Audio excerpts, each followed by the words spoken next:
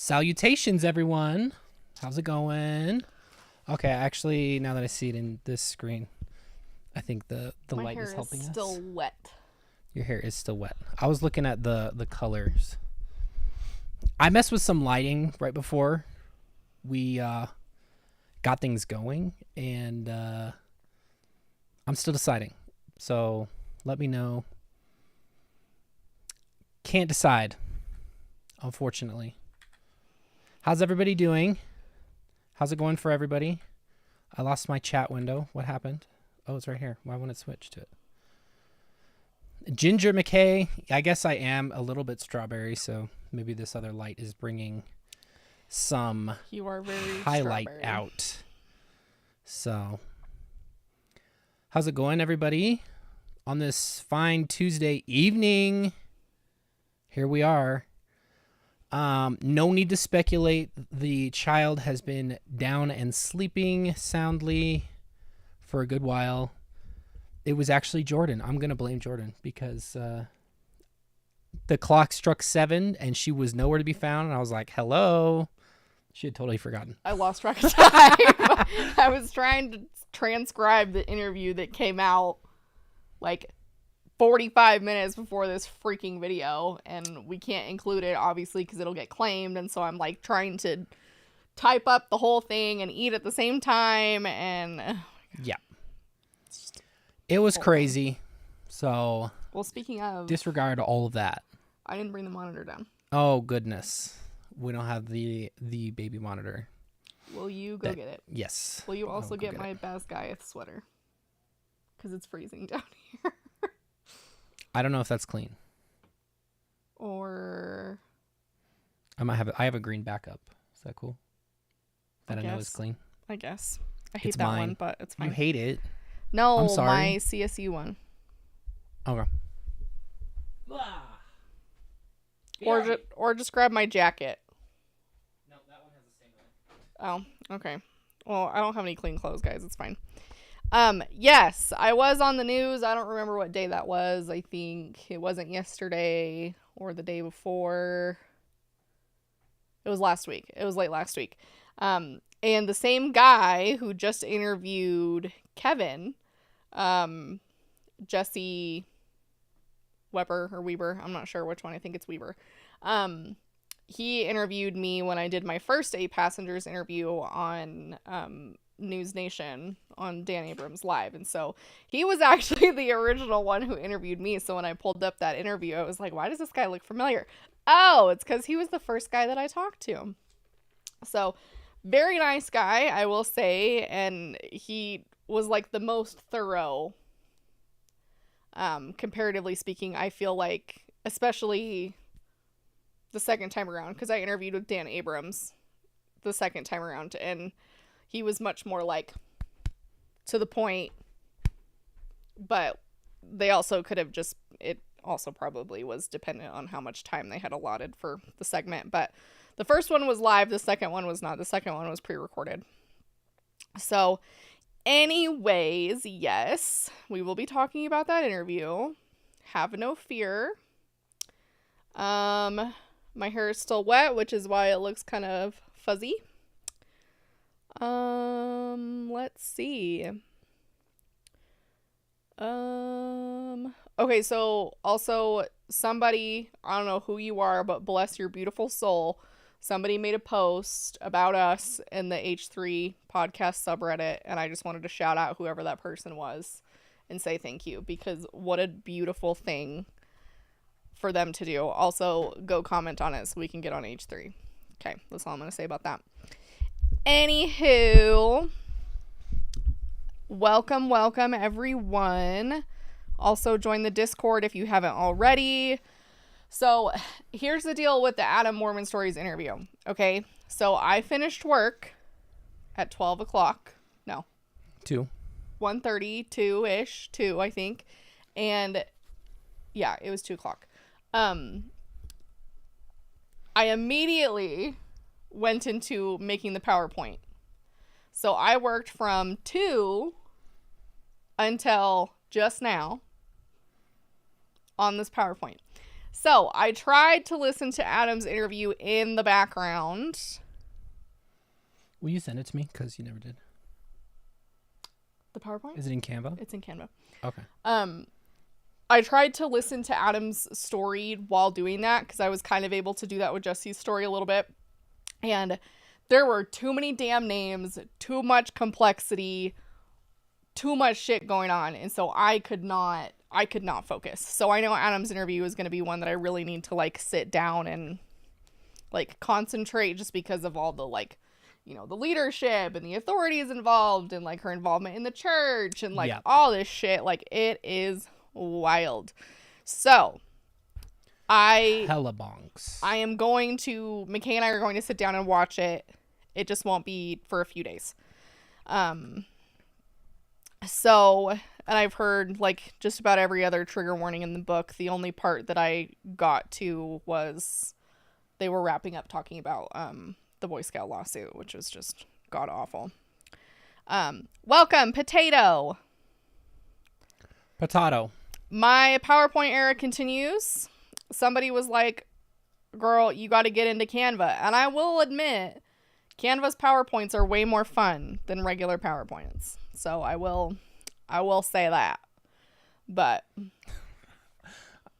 it's not like the content is any fun. I love that you included my my letters. Oh, sure. Anytime. So there might be a technology adjustment. I've never even used Canva for this purpose. Me either. This is crazy. 43 slides. Jesus. That's what I was just about to say. Added. McKay and I have never used Canva as a PowerPoint presentation type thing before. So there might be some technology adjustments because this isn't my usual Google Slides. So I apologize for that in advance. We had some people. We did. Had some people talking. Thank you, Potato, for joining. And then we had Debbie Donovan. Thank you. My new favorite channel. You two remind me of my kids, but more mouthy. I hope they one day achieve your level of freedom. And they're very fun to watch as you slam it out of the park. Thank you. That's so nice. Thank ya. Kyle Knapp, welcome to the Celestial Kingdom. Just as a reminder, I have a job. Yep. This is not what I do full time. Welcome, Yarillis. This is not what I do full time. Outer Darkness. What I do the other half of the time is I am a social worker. I'm a certified social worker in the state of Utah and an associate therapist. Why don't you try that one again? That was a big yawn. Okay. Redo. Welcome, Katie Howard. Credentials wise, I just like to talk about this because this will come up throughout.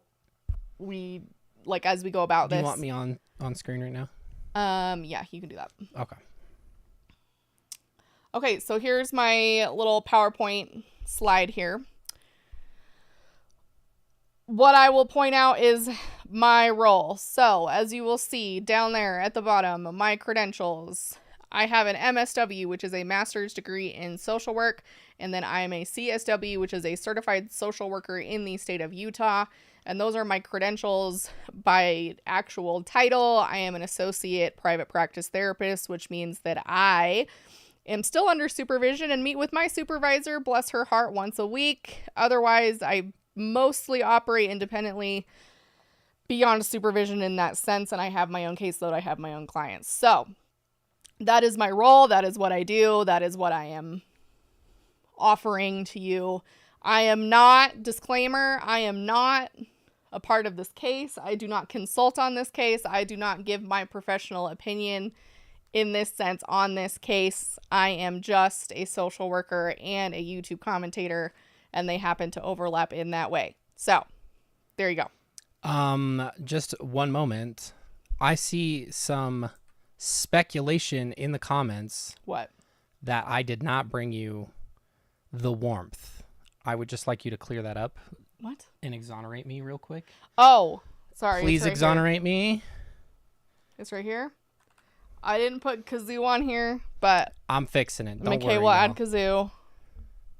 That was my task while Jordan was putting the If you are PowerPoint new here, together. We do not share our child's name or information, and so our chat, Julia, who is in here, I believe, lovingly named him Kazoo. because she had a dream that his name was Kazoo, and that has stuck ever since. So. Yeah, let's get a W in the chat for me remembering that, especially because this is about the hour where my Vyvanse wears off. So me getting 2 things in one trip, hell yeah, absolutely insane. I did have one little detour where I got some beef jerky, but it's fine. Also, no particular order in here on the Canva slide. I fixed it. Here you guys go. No particular order. No, we are all equals. This is a classless house here. We are all equals, except for these motherfuckers don't like to pull their weight. Little cats. Okay. They just scratch up the furniture and eat our food. It's true. Please hit the like button if you are here. Please hit the subscribe button if you are here. I like making this content. I don't love the content, but I like making things for you. And in order for us to do that, we have to have your support. So please become a member. You can do so by clicking the join button at the bottom of your screen.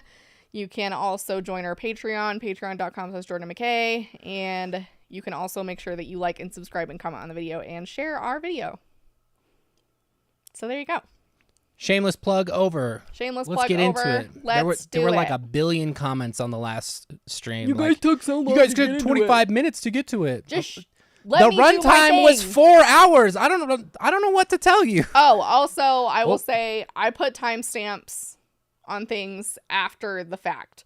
So did you do the timestamps for those ones? Yes. For that one? Okay. So give me a day or two, and I will get timestamps on it so you can find the information you're looking for. But it's gonna take I think me a everybody minute. should have to watch everything and scrub through if they're looking for one thing. I'm sorry. Okay. So, and then we will acknowledge members and super chats as we go. We love all you new people. Have you acknowledged? Oh yeah, you're the worst. Thank you, Katie. I did. Thank you. Well. Thank you very much for all your hard work on this issue. Thank you. You're the worst. We love it. Gail Dedrick, thank you for all you do from this older lady. Binged you all weekend. Oh my God, that's so sweet. I saw Gail all up in the comments. So I love it. And then true. Jennifer Adams, welcome to the Terrestrial Kingdom. Thank you. So we will pause periodically for super chats. I hope you don't mind. We appreciate you guys and want to make sure you get the recognition you deserve. Okay, let's do it.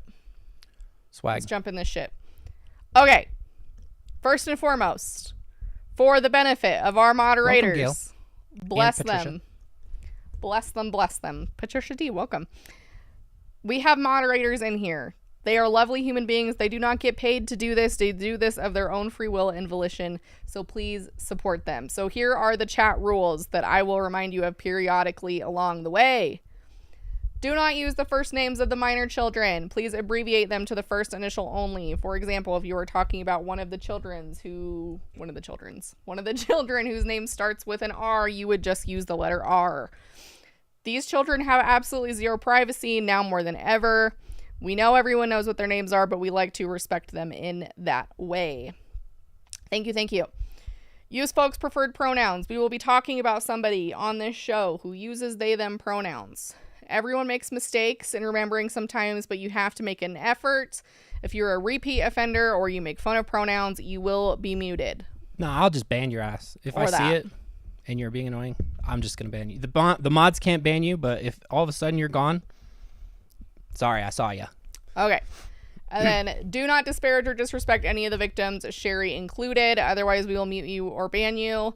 And then please do not argue with and please do respect our mods. Thank you. Yeah. Also, nothing preferred about it. That's just who people are. Yeah, I forgot to change that terminology. Yes. I'm always the one that gets on people about that. Jordan. Oh, man. I'm the reporter on that one. I guess. Okay, so let's talk about responsible reporting for a second.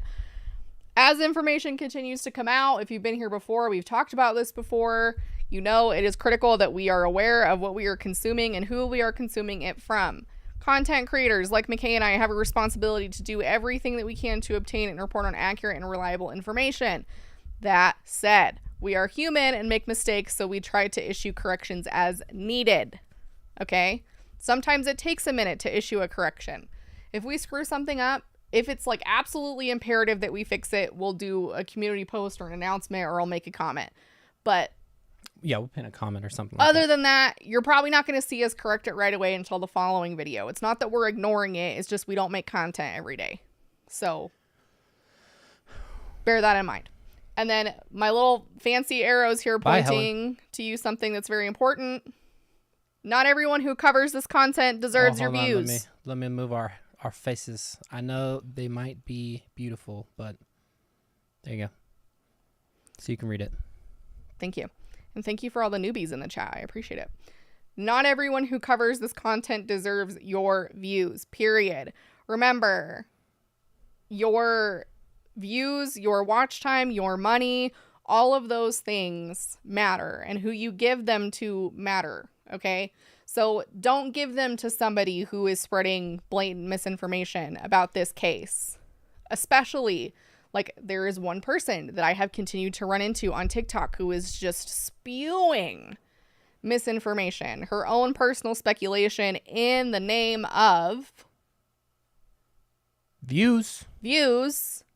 And not only that, it's just like literal speculation. It's like the kids are suing Ruby for defamation, and then you watch the video and you realize that she's saying like the kids should sue Ruby for defamation. Yeah, and so it's like I know it may sound innocuous in a lot of cases, and like, oh, people aren't really taking it that far or whatever, but I see this kind of shit pop up in the comments all the time, and 9 times out of 10 I don't even bother to address it because it's just like a lot of weird, outlandish stuff that just does not come from anything that's credible and may be an allegation at best. So just keep that in mind.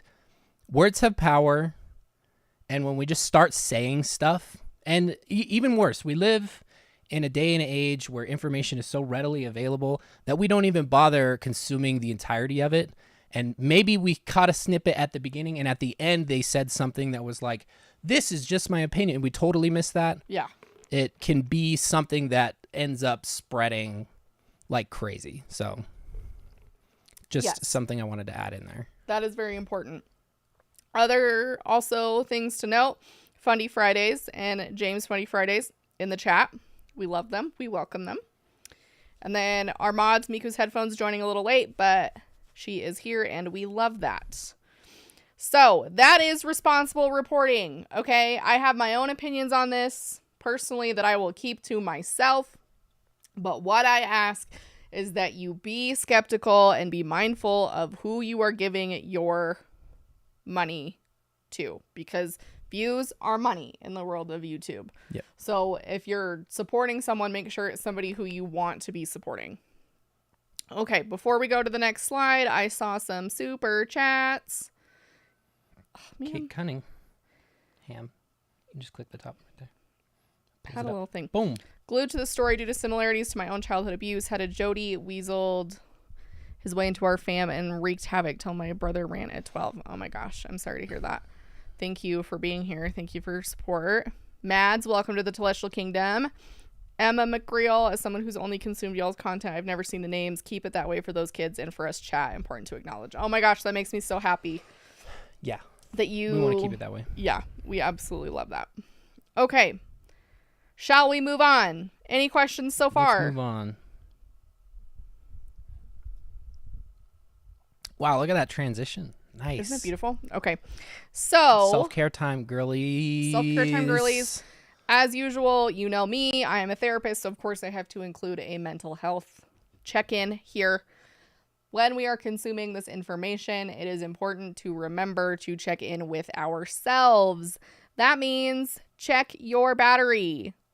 Check yourself. Do some self-care. Have you eaten today? Have you drank water today? Have you been outside? Have you gotten any fresh air? Have you gone to the bathroom? Have you gone to the bathroom? That's important or if you're too. like me and you chronically forget to pee, that's what I want you to do, is check in with yourself. Okay? Clear? Cool. All right. Crystal, shout out Blessing Manifesting. Yeah, I love her stuff. All right. Updates time. Let's get into it. So, this was literally right before I started this. I'm like in the middle of working on this PowerPoint, and then somebody messages me, oh my God, Kevin's attorney just did an interview. So I'm like, shit. So now I've got to transcribe this whole thing because we can't include news things in here or we'll get copyright claimed. So right before this, Kevin's attorney spoke to Jessi Weber of Law and Crime Sidebar. That's like his little thing, who also interviewed me about this case. Fun fact, just had to do my little plug there. He was very nice. So this is Kevin's attorney on the right, Randy Kester. So what I've done is, because we can't play the actual video, I have done a rough transcription. It is not word for word. I have skipped words. I have summarized in some places. It is not word for word. You can go check it out elsewhere. I'm sure we'll throw it in the description once this is concluded. But I wanted you guys to be able to hear some of it because it's going to be important as we move through the rest of the presentation. Yes, yes? Okay. CC? Beautiful. Okay, so I'm going to read it to you. You guys give me your thoughts as we go along. Also, Brienne Bleatroth? I don't know if I'm going to even say that close to right. Your content has gotten me through mono. Love you. Oh my gosh, that's the worst. Thinking of you. Blake Roth. Also, Amanda and SF, welcome to the Terrestrial Kingdom. Okay, so Sidebar is Law and Crimes podcast. Oh, cool. Okay. Kevin reportedly found out about this situation, the August situation where everything went to shit, because Ruby called him. So according to the lawyer, she had heard what was going on, with the police, it seems, and knew they were coming for her, and called him and said, this is an emergency, despite not speaking to him for months. She also texted him, emergency, I need to speak with you immediately, which is why they spoke on the phone. She basically said, you need to get down here. He said, down where? Because apparently he had no idea where they were. So she told him that they were in Ivins, and he said, why Ivins? And she told him, she didn't answer the question. She just said that the kids were down there and he needed to come down. And he said, how long have you been in Ivins? And they didn't follow up on the answer to that, and he did not know that she took the kids to Ivins. So this is per the lawyer. Kevin was not aware that the kids were in Ivins. And apparently him and Ruby, for that fact. Ivins, this is a good point for me to remember. Ivins is a city in southern Utah, which is where Jodi, Hildebrandt, the therapist, was living at the time, and where the kids were found at the time. So we're just going to move forward, assuming that everyone has been brought up to speed. If you need to gain further context, go back to our first video. We spent 4 hours last Sunday doing this, so just a way to keep things a little more streamlined. Yes, this is the paraphrase of the interview between Kevin's lawyer and Jessi Weber. So Kevin's attorney confirmed a separation between Ruby and Kevin of 13 months. He said that Kevin has not seen the kids at all during that time. So period, point blank, nothing.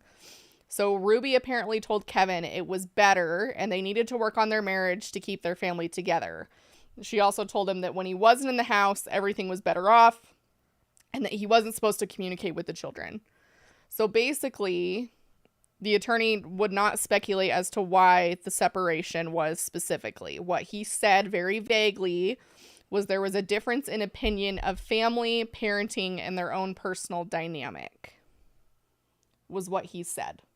So that's as vague as you can get. Yep, for real. But he's an attorney, so I understand. So, followed by that is, and again, there's typos on here because I was typing so fast. He also stated that Kevin is getting raked over the coals. He was trying to preserve his marriage and was taking direction from Ruby. She's the one who asked him to leave, and she said in order for them to get back together, he needed to leave and not speak to the kids.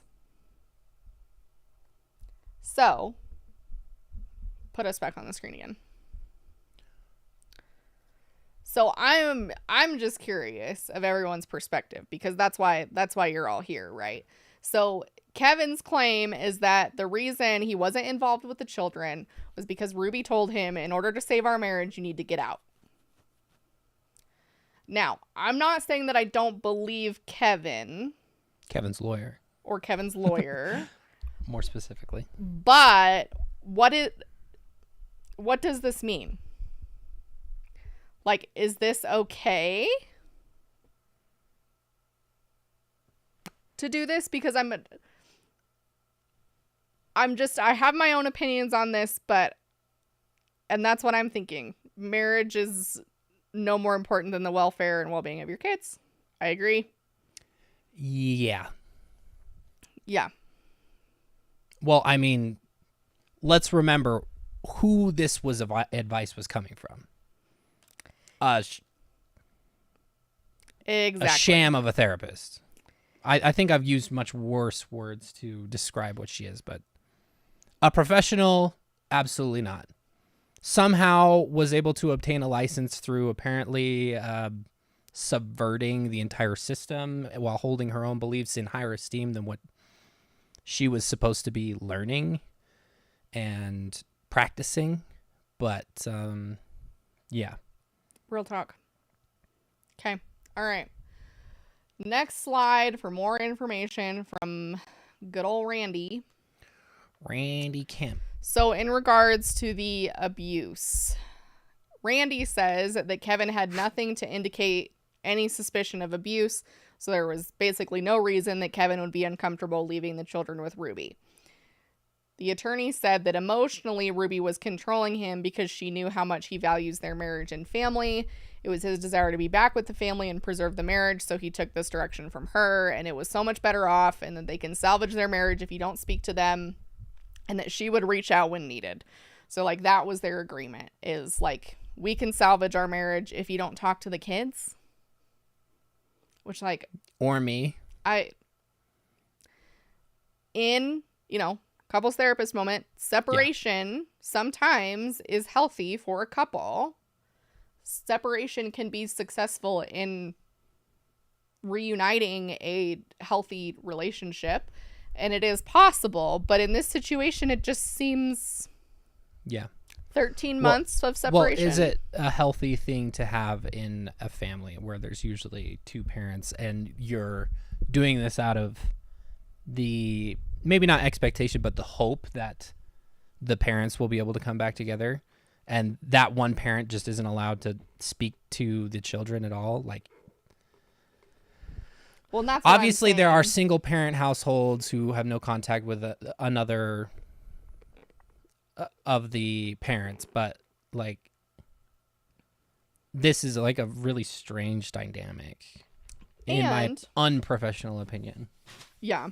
And I mean, and I'll say, I was speaking separation-wise in terms of the marriage. If we look at the kids' role in this, it's typically not healthy or advised for one parent to dictate the level of contact Oh, absolutely that not. the other parent is to have with the children, unless it's for explicit reasons such as like a custody agreement or safety. Yeah. And that does not seem to be or sound like what was happening here. And so, keeping that in mind. So again, the attorney repeats, Kevin never had any reason to believe his children were being abused. And then this is where things get interesting. He said physical abuse had never been a part of their family. Which I don't know that I believe that.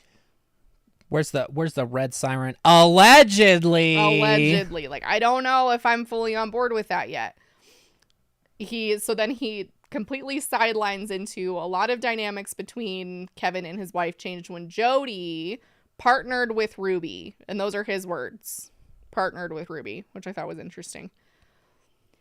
As far as contact between the two of them, Randy, Kevin's attorney, said that Kevin and Ruby spoke last Friday. And during that conversation, he said that Kevin came to his senses about how he had been manipulated and deceived. He said that during that conversation, Kevin realized there were like areas and things where he had been misled and was manipulated and what have you. Yeah. What have you. The conversation, the way that the reporter phrased it was, okay, so Kevin like confronted Ruby about these allegations, and he confirmed that with a little bit of like changing within the wording. But so there's that. And then the other thing, the reporter or the attorney reaffirmed that if Ruby was taking the kids somewhere, she would tell Kevin. Kevin was not made aware that the kids were in Ivan's with her. And the attorney said that the kids, they didn't specify which ones, were down in Ivan's from late May / early June up to this event. Long enough for them to be emaciated. Which I'm confused now, because if you recall, there were claims that were made that said, from this lawyer, that said that the kids were with Ruby for the summer. Yeah. So were the kids with Ruby for the summer, or were the kids with Ruby for the last 13 months? Or she would tell Kevin if she took them somewhere. Is he talking like a trip? Yeah, I'm thinking that's implied, but he said she would tell Kevin if she was going to take them somewhere. So I'm like, are they not thinking through what's been said so far? Because apparently it was... I don't think they that's were gone necessarily for the summer. case. Yeah. So is summer 13 months long? No. Like, she wouldn't say anything to him except for if they were going to go somewhere. That way, if they were, like, out of state. No, or but whatever. I mean the summer thing. Like, he said that the reason that Kevin wasn't involved was because Ruby had the kids for the summer. So that doesn't track with the last 13 months. I mean, I'm rectangle. Semantics here, but yeah, nonetheless. A rectangle and a square aren't necessarily always the same thing, but. This summer is included in 13 months. So I guess. I don't necessarily think that there's anything. Anyways, side tangent. So the rest of what the attorney said was Kevin was manipulated in conjunction, like, because of Ruby and Jodi. So the two of them were both manipulating him. It was a team effort, and he referred to Jodi as the spearhead who created this destruction. So they're already pinning things on Jodi being like at the forefront of this. And then it really shocked me. I am rectangular. Guys, don't get me distracted. Stop. We recently, that I was surprised they brought this up. The attorney disclosed that Kevin and him, maybe not in those words specifically, but had watched the interview from Jessi, who is Jodi's niece. They had watched their interview, which was quite surprising to me, which is when the attorney said that Kevin came to realize that his family had also been victimized by Jodi. The attorney also confirmed that Kevin has interviewed with the authorities. They've not said Kevin is a witness, and Kevin did drive down to St. George, down to Ivan's, the night of the incident, and he was interviewed by authorities at that point. So, they have not... That was a piece I didn't have. I didn't know if Kevin had gone down there or not. So, there's that. Next slide. Last one here of the statement. This was like a 20-minute interview, so there was a lot here. So, this is where the emphasis came from in the interview, was there has never been an allegation that Kevin ever physically abused his kids. He said that there were complaints that were investigated and there were never any DCFS or criminal charges filed. He does not have any physical abuse allegations towards anyone, and his lawyer says that Kevin does not condone that kind of thing. He is a good dad. He doesn't condone that kind of treatment of children or anyone. So, like all you little smarties in the chat know, there is more categories, if you will, of abuse than just physical. And yes, if we're just sitting in the physical moment, Kevin's lawyer appears to be saying that he has never abused any. Kevin's of his lawyer children. is alleging that he has never abused any of his children. Just because you aren't charged with a crime or your investigation from DCFS turns out that they couldn't prove anything does not mean that you have never done it necessarily as well. Our van life here emotionally abused the heck out of them, but hell, never smacked them. Yeah. And that seems to be kind of where we might be at. So remember, as our mod lovely sage just said, you can be critical of Kevin, but don't be a dick about Kevin. Okay. Thank you. So, next thing. He said, contact with the kids is being managed by the juvenile court, and he cannot speak to that. From stepping into my social worker role with my social worker hat on, this is standard. Anything in juvenile court, by and large, nobody's hearing shit about nothing unless you're involved. That's just the nature of juvenile court. It's designed to protect the children. So we are not supposed to be hearing about any of those things, okay? Mormon Pitbull is encouraged. Mormon Pitbull is fine. Mr. Worldwide is fine. Just don't be out here being like it. Kevin is this giant, like, just don't go crazy, okay? He's not exonerated, but no. But don't like he attack hasn't been him charged like with crazy. any crimes or We can anything still like make that. fun of him though.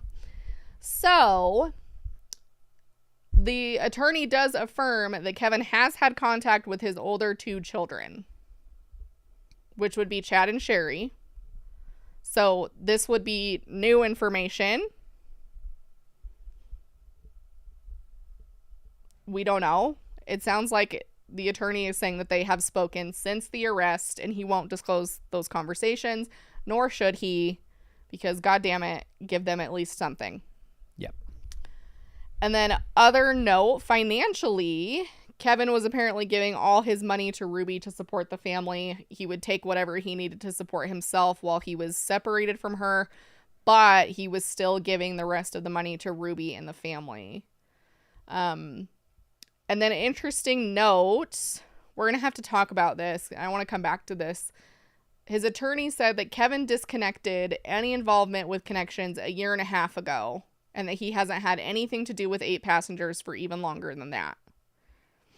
So timeline-wise, I'm going to have to go backwards and look when a year and a half ago was, because I'm very interested to see where in the timeline that was, like, Connections-wise. Mm-hmm.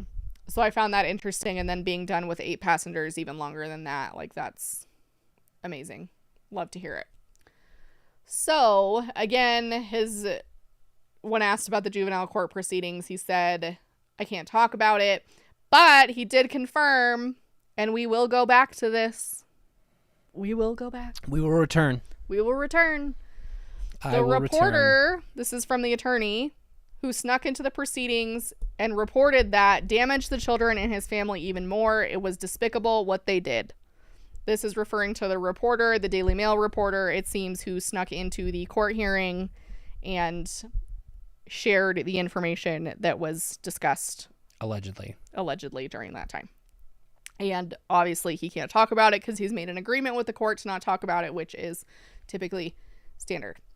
When asked what Kevin is doing right now, he said Kevin is consulting with professionals and working with the juvenile court to take direction from them about what they feel is necessary to heal his family, which is like as vague as it gets, but you know how it is. So he ended this on 2 notes. One is, my client has not been accused of any crimes. He has had full disclosure. I think he means transparency with the juvenile court. He's simply alleged that he hasn't committed any crimes. The police have not contacted me. They have been silent, haven't said one way or the other, which is interesting because they're not saying he's free and clear. So that's interesting. And then he ends by saying Kevin is an incredibly decent guy. Those are his words. Incredibly decent. Incredibly decent. Great father, provided for his entire family during his absence. All his financial means that he didn't use, he was provided to the family. He's never been a violent person and never severely disciplined his children in a physical way. He's working hard to restore his reputation that has been destroyed and damaged. He himself was to some degree a victim of these psychological manipulations by Jodi. He's wanting normalcy to keep the family together and make sure they thrive and recover from this abuse. So that is the interview with the lawyer in summation. In summation. So, that being said, let me make sure there's nothing that I missed, because I feel like there was something I was going to bring up. I don't remember what it was. So, anyways, that's the statement from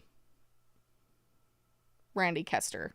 Again, is it like tons of information? No, because I also don't know what's happening here. The other thing to keep in mind here, like, he hasn't been charged with anything.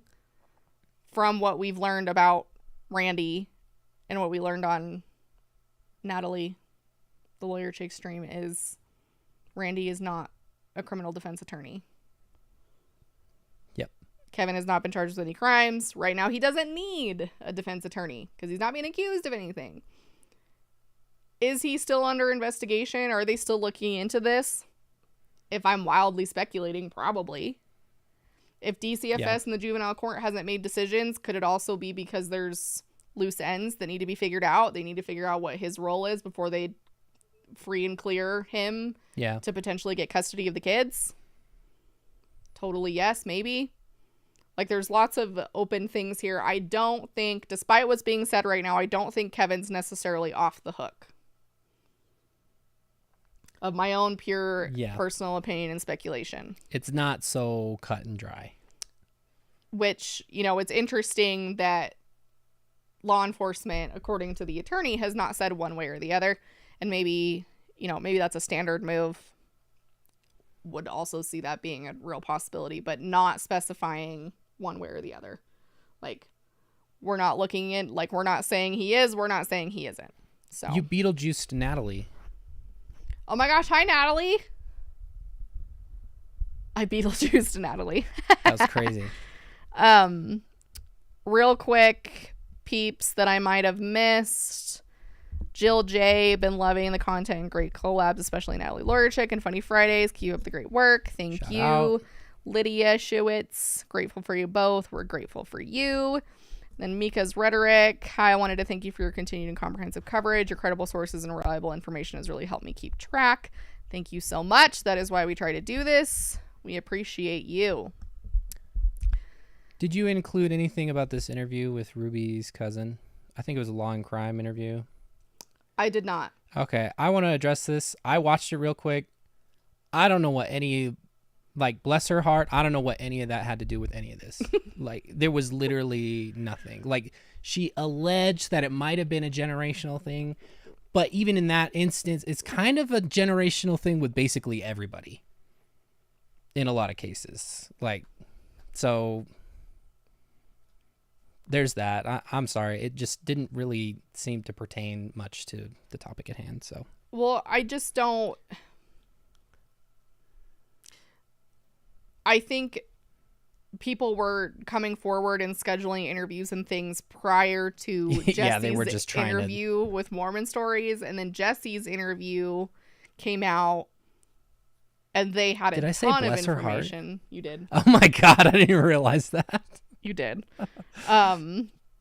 So they were comprehensive, and so I think it ruled out like a lot of random family members that really didn't have a lot to say.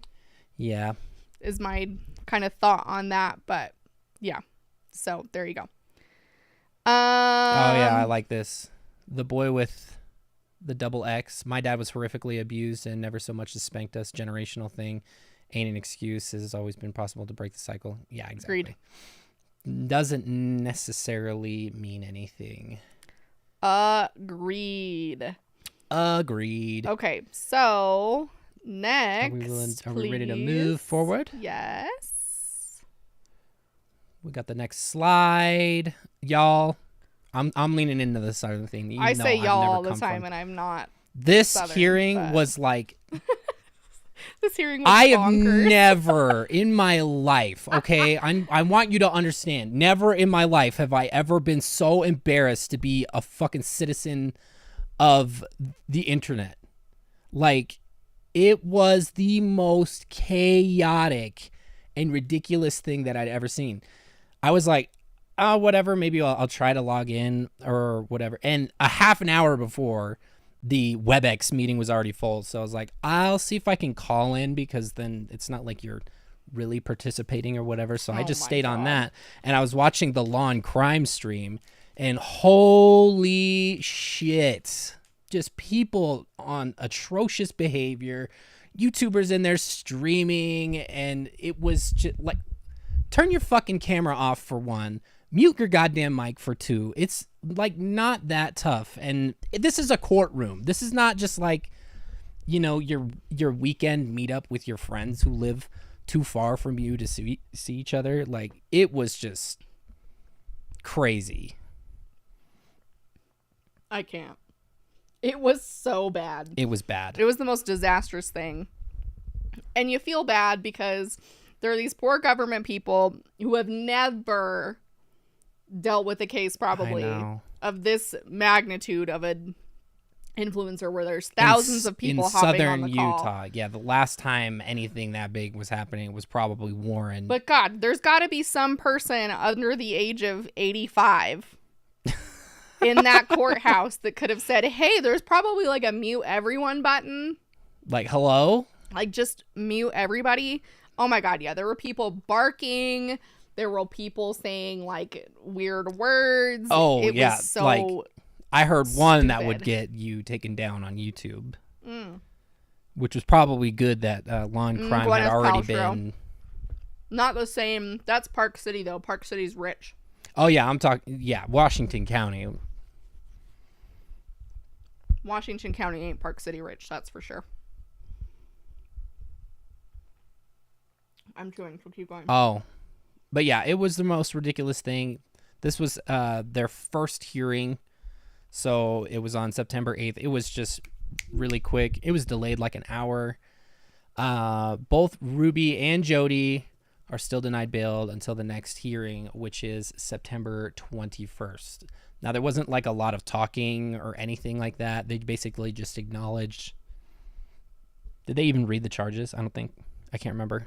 They just check to make sure that they understand them. They can waive their right to read them. Yeah. Is my understanding. So it was really not much going on, but it was encouraging to see that they were still being denied bail because they're a flight risk. Especially, we'd spoken about this with Natalie, mostly because of Jodi's net worth. It gives them the means to flee, so that's why they're denying bail. Which is smart, honestly. Yeah. Because they do. Both of them. I mean, Jodi especially is rich as hell. So, yes. And the next hearing is September 21st. So, overall, this hearing, I mean, I have some familiarity, so I knew it would be quick. But it was literally like maybe 5 minutes. I know. We were just listening in on the phone. For the both of them. I think just to jog our memories, I screen recorded it just to listen to it back, and it was like 5 minutes, and I over recorded. Yeah. So it was quick. So 21st. Once it finally started, at least. Yeah, 21st is round 2. Okay, you can go to the next one. Oh. Disheveled. Oh, man. What we were all waiting for. Wanted to see this chick's face in a freaking jumpsuit. Man. Mostly obscured by her hair, but she's looking rough. Her hair is giving me Lori Vallow vibes. Like, for those of you who watched the Lori Vallow trial, like, her hair's really naturally curly. And I think Ruby's is too, so it's giving me Lori vibes. But, yes. This is straight up. This is news permitted photos. These are not my own. I took these from a news website. But people had sent them to us already. Yeah, we had already had a lot of those. So, like we talked about on Natalie Lawyer Chick's stream, we met with her before then, but Ruby's lawyer requested that her case be moved to the judge that is over Jodi's case. And apparently there are, a few different reasons for that, but the judge approved that motion. And so now both Ruby's case and Jodi's case are going to be seen by the same judge. So That's what's going on with them. Distortion chic. Right now. And then there's confusing information about where they are within the jail. So we'll return to that in a moment, but go ahead into the next slide. Ah. Too far. I double clicked. I forgot there was a transition, so. Okay. Miss Jodi. Queen's looking a little rough. Miss JoJo right there. Looking a little rough. I love these stripes. I love the fixed angle of the prison computer at the absolute worst height. They didn't even do me this dirty for my driver's license picture a month ago. Real talk. Sorry, I'm eating at the same time. So I pulled this from the Salt Lake Tribune because this is something that came up during the trial, or not the trial, during the hearing also, per Jodi's lawyer. So apparently Jodi experienced a quote-unquote life-threatening medical issue while incarcerated at the Washington County Jail, according to court documents, and was hospitalized for several days. Don't know what that means. We don't have any clarification beyond that other than a life-threatening medical issue. So my thought is, she was in the hospital? Like, Girlie wasn't even chilling in the jail? She got to go to the hospital? Like, hey, come on. All I'm saying is, I'm glad it didn't threaten her life that much. Glad that she's in good health, everybody. Good to hear. Yeah. So apparently she was hospitalized. I don't know. Hospitalized to me assumes like she was taken to the hospital, but she was also on the jail roster that whole time. So I don't know. But her attorney, Douglas Terry, who we'll look at in a second, filed a motion Friday requesting a special setting to discuss Hildebrandt's detention status, citing her medical issue. So I don't know what that means. I don't know if that means they're going to try to do like house arrest for her because of her medical issue. Yeah. Whatever the hell the medical issue is, sounds mighty convenient to me. I don't know. Just my personal opinion. Consequences of my actions chasing me right now. That's the first thing that goes through my head. Yes. Panic. So, we didn't have Jodi's lawyer at the time of the last presentation. We talked about him with Natalie, but I wanted to bring him up again because at the time Jodi didn't have representation at that time that was listed.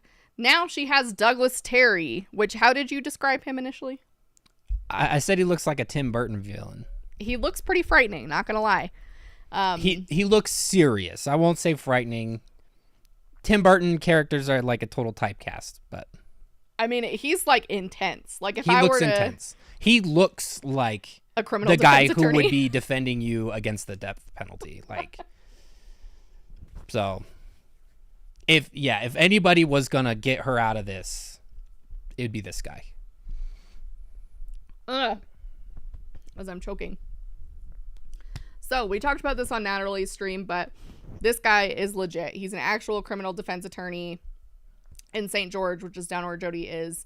And he has handled a wide variety of crimes, including capital murder, aggravated kidnapping, robbery, felony drug possession, distribution, sex offenses, and assorted white-collar crimes. He has also helped hundreds of clients charged with DUI, domestic violence, theft, and traffic offenses, which is mighty convenient because traffic offenses seem like a really low thing for him to go down. Jodi has a lot of traffic offenses in her past, though, I will say. Does she really? She does. She is a Utah. And then, most importantly, what I think is interesting about this guy is he is a Rule 8 capital offense qualified attorney. So he is one of the only attorneys in Utah who may act as court-appointed counsel for defendants facing the death penalty. So I didn't know. This is all stuff that I learned, especially from Natalie during our stream with her, is that there are, like, you have to have special qualifications to represent somebody who's facing the death penalty. And apparently he's one of the few lawyers in Utah who actually do that.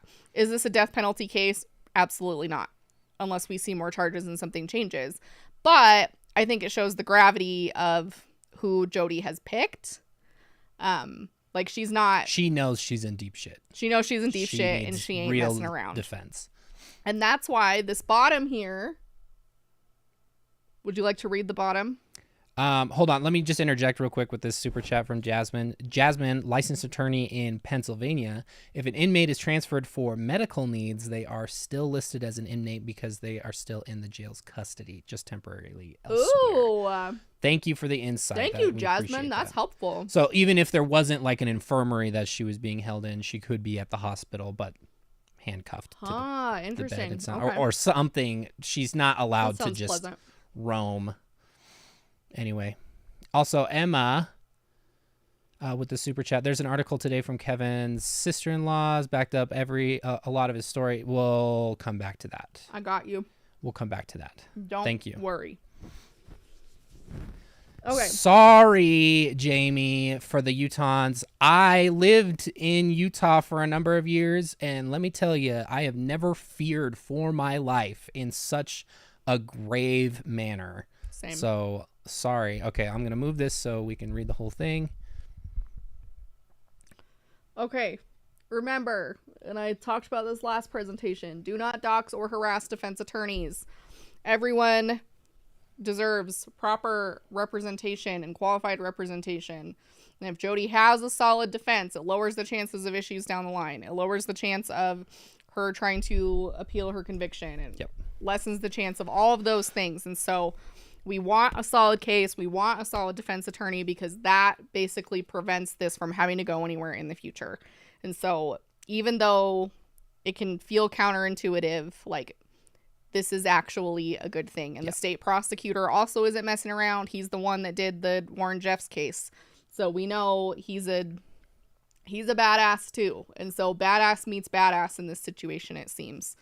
And yeah, like, everybody deserves a solid defense. Yeah. Like, and you don't have to think of it as this guy is defending this monster, Jodi Hildebrandt, and we hope that she rots, right? He is defending her right to a fair trial, and there are very serious crimes that have been charged. So in order for the correct function of the justice system, everybody needs to be without a shadow of a doubt that Jodi had committed those crimes before convicting her. It protects all of us if we all have good defense attorneys.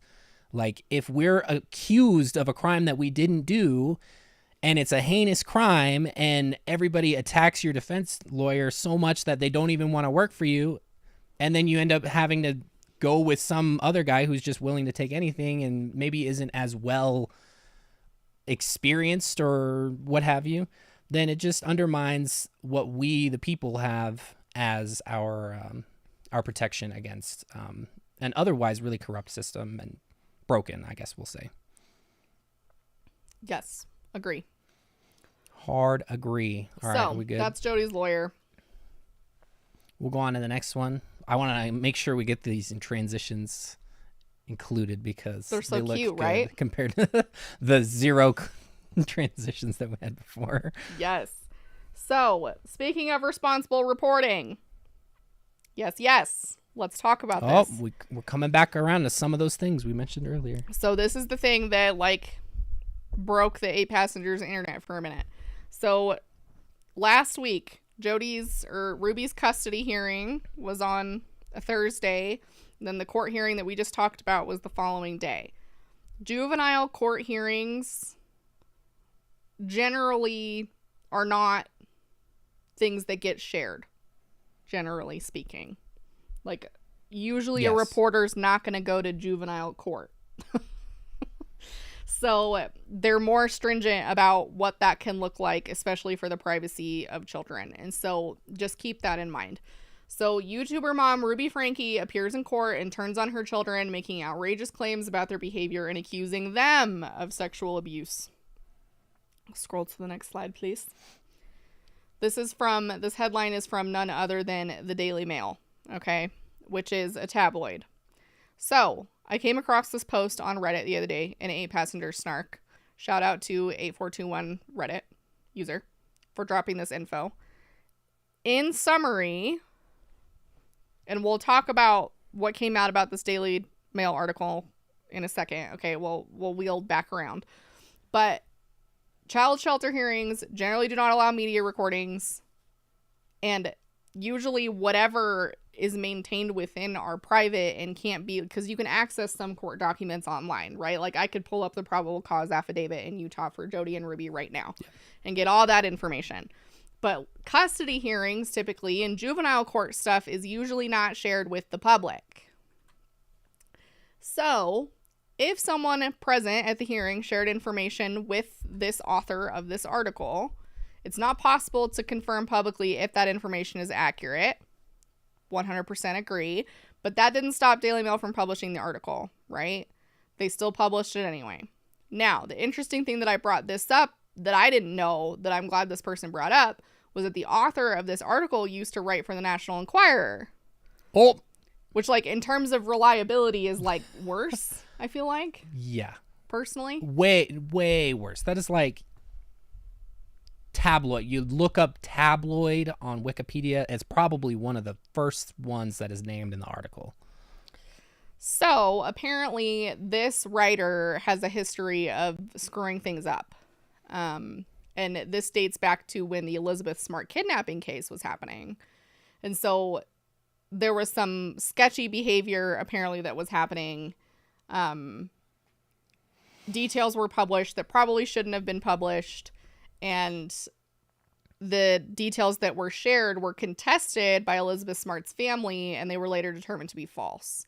And then the Tribune reporters were fired.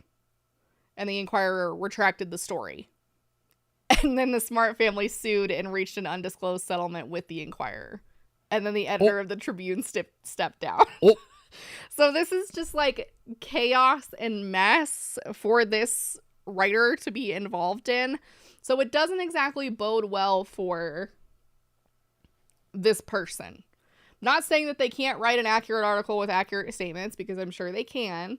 But with this background, it makes it kind of hard. Yeah. Makes it kind of hard to take it seriously, especially knowing the circumstances. And that's why many of you have referred to it in the chat as the Daily Fail. Yeah, the Daily Fail. And then Jeannie, I hope I'm saying that right. Jeannie with a cute little doggy. Thank you. Thank you for the super chat.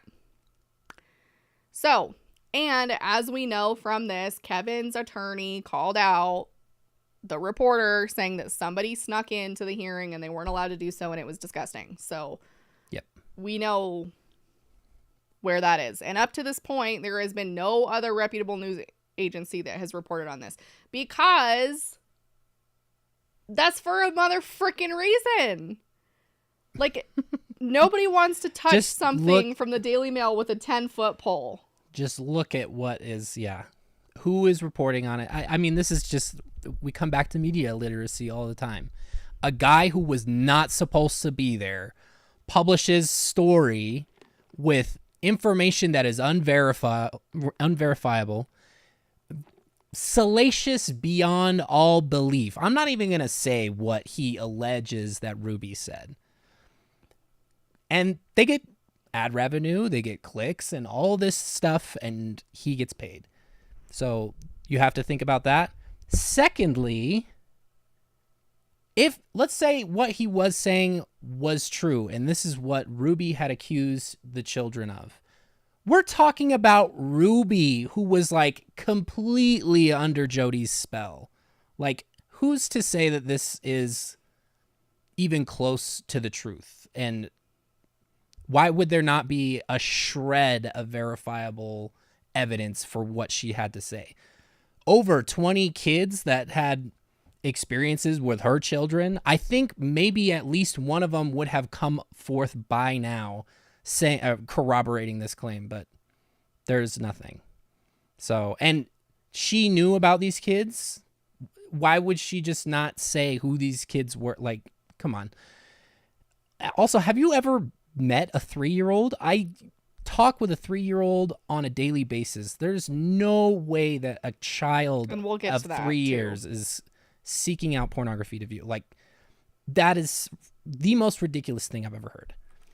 Indeed. And to this point, even though we now know that Kevin's attorney confirmed that a reporter snuck into the trial, That does not mean that what he reported was actually correct. Does he have incentive to lie about it? I don't know. Maybe not.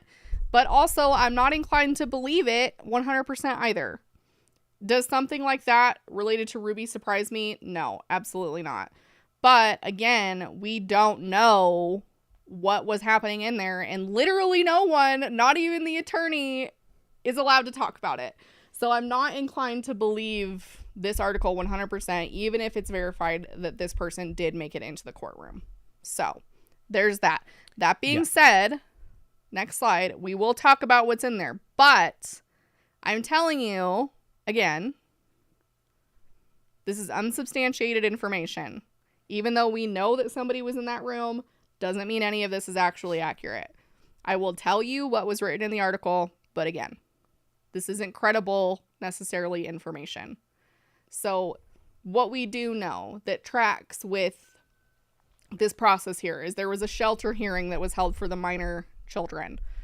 As a social worker, this is normal and standard protocol to determine temporary custody for these children and for any children who are taken into state protective custody.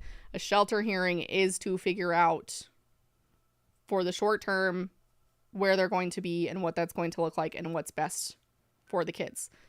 The custodial parent in Utah is, I don't think, required.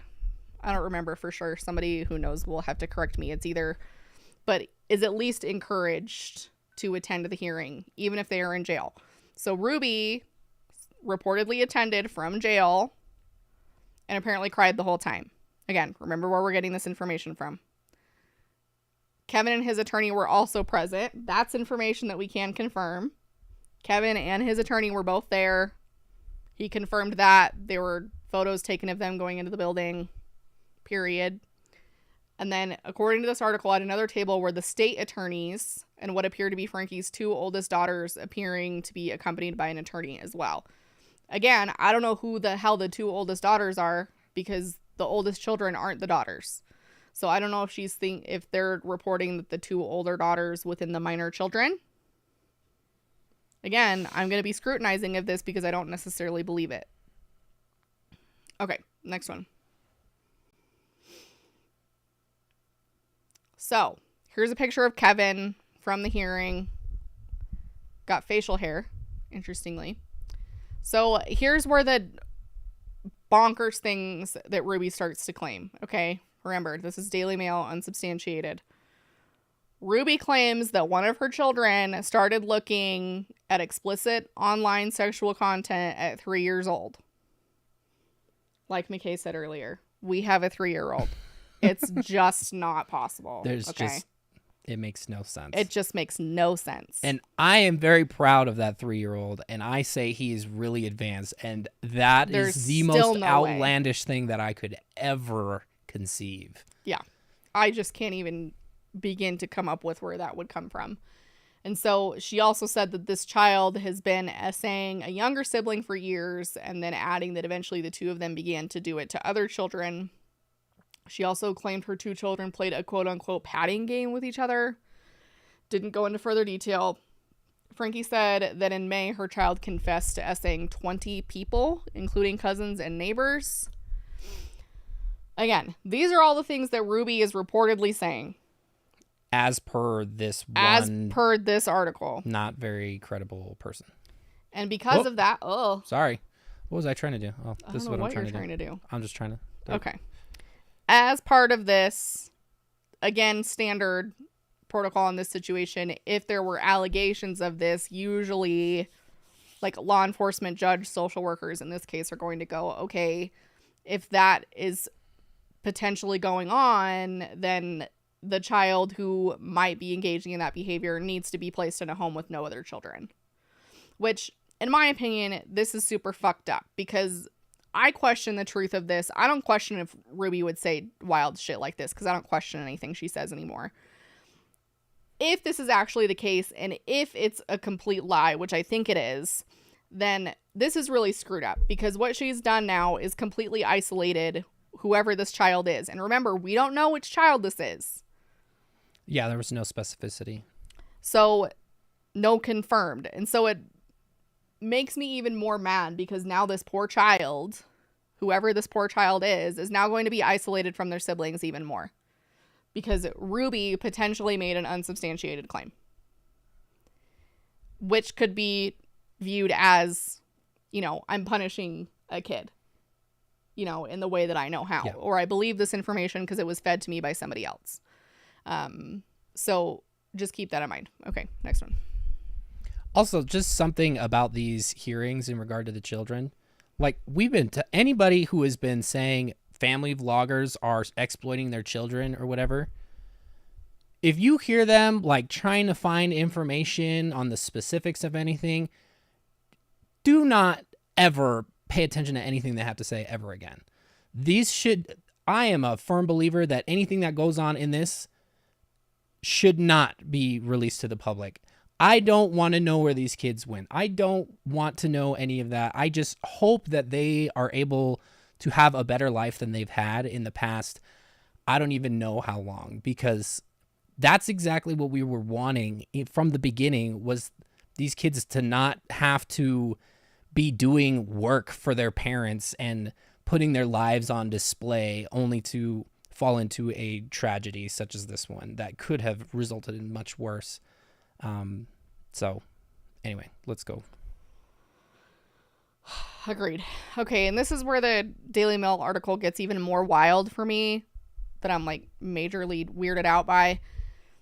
In a surprising courtroom move, an attorney who was sitting in the public viewing area stood up and asked the judge to hear details about the essay of another child because a mother of one of the alleged victims was in the courtroom.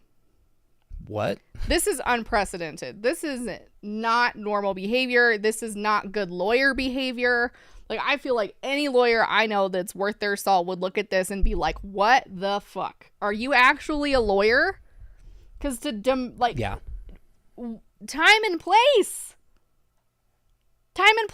Like, hello? You're a lawyer. You know better than anybody. What are you doing? Yeah. And that's why I further do not believe this article. And if this did happen, it's freaking crazy. But this seems even weirder to me. And if this did happen, then my only thought is this is a Jodi crony. This is a Jodi person who is absolutely like die hard, ride or die for Jodi, and is going to do whatever it takes to defend her. And so this just doesn't court fanfic. I don't see this actually happening. Why would you disparage fan fiction like that? That is just rude. Like, there is good fanfic out there. Come on. I don't understand. So maybe it did happen. Crazy shit happens all the time, but it just seems highly inappropriate. So the judge obviously denied the request, citing the details of the alleged abuse can be heard at a future time, which is like, what? I cannot believe it. Like, it just absolutely astounds me that somebody would do this in court. Like, I just don't. If this was like intentional and planned, this is very coordinated and gross.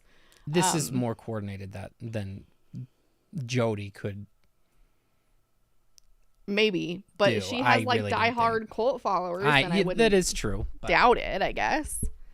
Okay, so the judge who was hearing the custody case set the next hearing for September 15th. It's a mediation hearing, and then September 18th for a pre-trial hearing. The judge apparently told Ruby that if she's released from jail, she'll need to attend the hearings in person, and if not, they'll have to make accommodations for transportation, which is standard protocol if you were, especially in a custody case, like if you were They're coming back around trying to give themselves credibility. I guess. Apparently. So we'll see. I mean, pending nobody else gets into it because they're not supposed to, that mediation hearing will likely be off the table. Anything juvenile court is way more likely to be sealed in private than anything else. Yeah. So pending that this doesn't happen again, we probably won't hear anything more that's not deemed to be publicly stated by the attorney. Okay. So that's what I just summed up in here. Remember, even though they're unreliable, the one thing that I want to bring up that we're going to talk about in a minute is Jessi Hildebrandt. They shared similar experiences. Yeah. About Jodi kind of planting things and saying things were happening even though they really weren't. And not unheard of, Jasmine. Oh my God, that makes me so anxious. Okay, so Jasmine's our resident attorney in our little chat here tonight. From Pennsylvania. She said that would be very strange and inappropriate, but not unheard of. Since he's not a party and those claims wouldn't matter for custody, judge made the right call. That's crazy to me that that's not unheard of. That is wild. Like frightening to me. I guess, I mean, strange things happen all the time, but anyway, okay, that's good to know. Wild. So, in regards to Jessi, which has reportedly said they use they them pronouns, so we're nibbling, I think it was nibbling of Jodi. They have also said, I think they said to Mormon Stories that they were fine with niece. Okay. But they are non-binary. They use they them pronouns. We'll come back to that in a moment. But Jodi forced her own beliefs onto them. So including that they were a masturbation addict, they were watching explicit material, and it kind of seems like we'll get to later on that Jodi has this pattern of apparently receiving revelation of things that people are doing which actually have no basis in truth. And then we also know from Kevin's attorney that they snuck in the courtroom. But again, due to the nature, we can't confirm that he correctly reported on what was said. And nobody else can confirm it either because of the nature of juvenile court. There it is. So, there you are. Next. So, we're not done with the Daily Mail. My God. The Daily Fail. I was working on this PowerPoint this morning, and then again, we had to do this. Again. Siobhan, shout out to the mods. Thank you. Thank you. Y'all are amazing tonight. Thank you. They are amazing tonight. So, the Daily Mail, again, as I'm writing this, as I'm doing this PowerPoint this morning, today, September 12th, the Daily Mail and the same author that we were just discussing releases another article where he spoke to Ruby's sister-in-laws. It appears to be at their homes. So, here's what I'll say. I'm more... Again, we're dealing with the Daily Mail here. No, they're Kevin's sister-in-laws. They're Kevin's brother's wives. Yeah. So they're nothing to Ruby. Yeah. I could have written that wrong. But You're good. Nonetheless, they included pictures of the women involved. So again, it's Daily Mail. We're going to take it with a grain of salt, but I'm going to tell you what they said anyway. So these claims come from Kevin's brother Alan and his wife Cynthia. And then we have Jennifer, who is Kevin's brother Kevin's brother Alan and his wife, or Kevin's brother's wife? Okay. Just the wives. Cynthia and Jennifer. Just to be clear. Just Cynthia and Jennifer. No brothers were included in this at this point. So they stipulate first and foremost, we had no idea what was going on in the family. Another quote in there that I liked was, if you look up narcissist in the dictionary, there will be a picture of Ruby. Got him. Which I find quite funny. And she states that none of us Frankies knew about the abuse. And she said, which I thought was interesting, Jennifer in particular, so that's Kevin's brother Aaron and his wife Jennifer, have not seen Ruby or Kevin in about a decade. Just a long time to not see a sibling, especially in a Mormon-oriented world where everybody is super close. And then these two women also said that most of the Frankie family didn't approve of the YouTube channel, nor did they want to be a part of it, which created some distance at the beginning of this process. So there's that. So these are the pictures of the women from the article today. So we have Cynthia on the left and Jennifer on the right. It's very sad that... Did they just catch them while they're, like, getting the mail or something? Yes, I am pretty sure. Rude. Like, she has something in her hand right there. That's what they do, is they wait. They wait until That's why they're the Daily Mail. They're like, oh, USPS is coming through. Get set up, boys. Basically. Which you feel bad for him, because all these people are being harassed because Ruby is a freaking... demon. Yeah. Literally. And Jodi is, like, the queen of demons. Yeah. So you feel bad. But here's what they said. So these two women, from what I understand, Ruby really started to change when she became mixed up with Jodi Hildebrandt. Jennifer said a lot of the family is starting to believe that Ruby and Jodi may have more than a professional relationship. So interesting that even Kevin's family is allegedly thinking there might be more than a professional relationship here. Yes. So, points on Kevin, okay? So, Jennifer said that the family heard that Jodi moved into the Frankie family house between 2021 and 2022, which now we have more information on that thanks to Kevin's attorney. But Jennifer said she heard at some point Ruby and Kevin started to go to Jodi and her company for marriage counseling. She said it was a cult. Kevin was in a men's group at Connections. He had a checklist of what he needed to do to be better, and if you did what they said, they would praise you, and if they didn't, they would chastise you, which tracks with a lot of the things that we've read from Connections. When Jodi moved into the family's Springville marital home, one of the first things she did was separate Ruby and Kevin. It was almost like the movie War of the Roses, which I have not seen. Ruby was living on one side of the house and Kevin was living on the other. Kevin couldn't talk to Ruby unless Jodi was present. That's crazy to me. That's like, this is cult shit intense. Like, you can't. I mean, I can't talk to my wife. Saying it last year. I can't talk to my wife unless you're in the room. Not to mention, from a therapist standpoint, how inappropriate and unethical it is to be living with a former client, a current client, the parent of a former client. Like, just the horrifically unethical things that are happening there. And then the last thing they said was Kevin moved out last July of 2022, which tracks just around the time that the timeline. With what his attorney had said. Yeah. And he lived in a townhouse near the family home where he had a minder from Connections that would stay with him at the townhouse and watch over him. Which, if that's actually true, that's bonkers. Yeah. Was there anything in the interview today on Mormon Stories of him talking about a minder or a chaperone or anything like that? I mean, I wouldn't doubt it, but I haven't watched the majority of it. It does track when you look at a lot of the addiction counseling or inpatient facilities or even outpatient facilities. They do have like this kind of like buddy system situation or some like an accountability system part, something like that. So it sounds like a very extreme, like this guy had a chaperone all the time kind of situation. I mean, I wouldn't doubt it if we're looking at like extreme control. Yeah, like I can't, as the leader of the cult, I can't have my eyes on you 100% of the time. So did they talk about an accountability partner, Melaine Nix? I wasn't able to listen to it, obviously. We haven't listened to the whole thing because I was working on this PowerPoint. My son was awake. Accountability buddy. He was conscious, so I had work to do. Yeah. Okay, next one. Yeah. Let us know. Again, Daily Mail.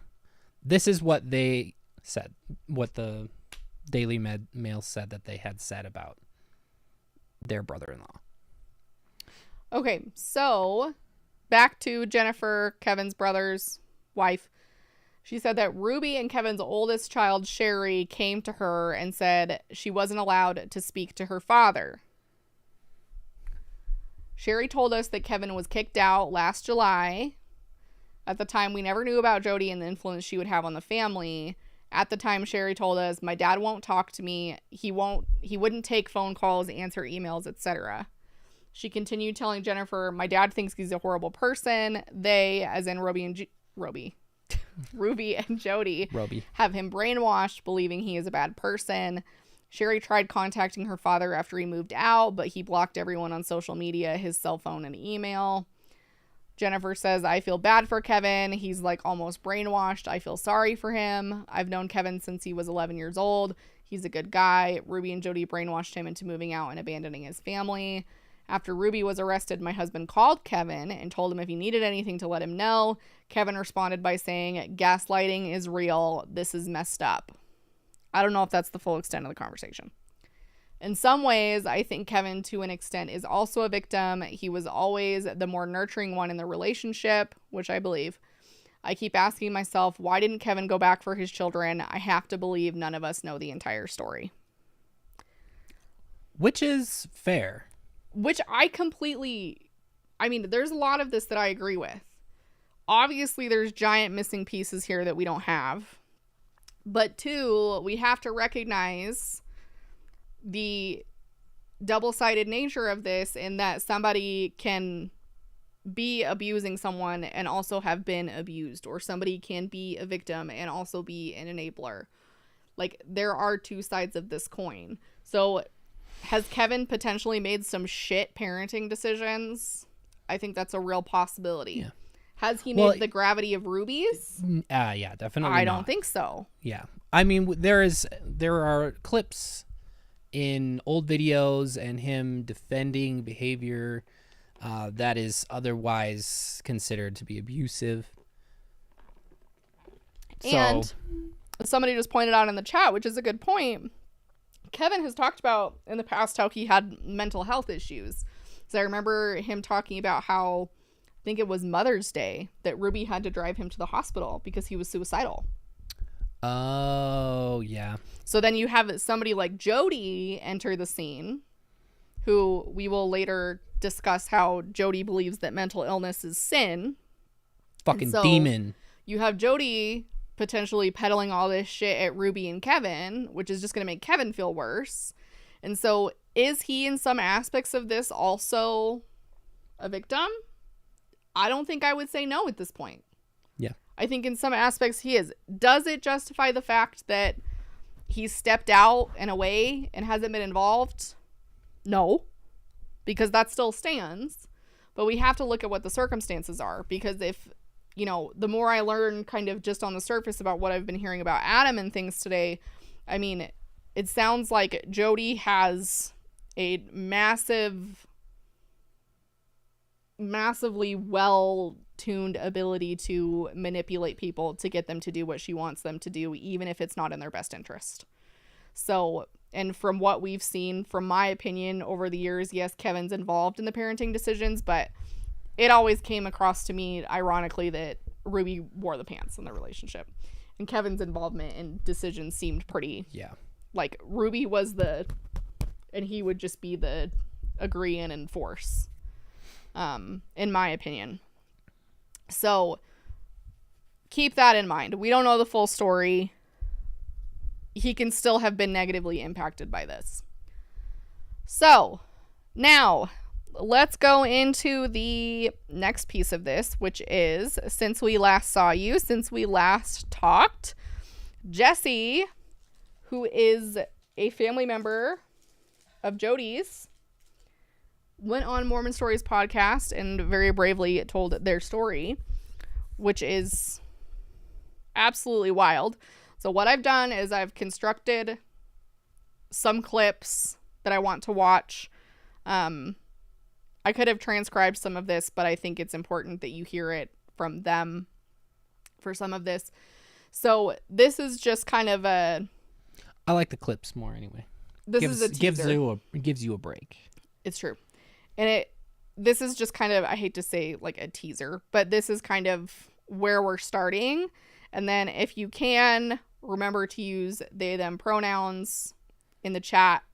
Do it the best that you can. Like you will hear me slip up without a doubt. I have to be intentional about what I'm saying. But the difference is I'm aware and I will correct and I'm making the effort, versus somebody who is going to belittle, make fun, or be critical. And if you are any of those three things, then you will get booted. So you're not going to have a good time here if those are not the things that you vibe with. Just do your best. Fair warning. You Please can and unsub now. These are the kinds of things we do on this The channel. thing that Jodi's so good at is that she... Let me double check that volume is okay, because this is the first thing that we are throwing up on the stream tonight, interestingly enough. Actually, I think I want to full screen this. How does that sound, everybody? I guess I don't get the full screen. It's not up to me. Sorry. She's so good at seeing her victims, like using what's there already.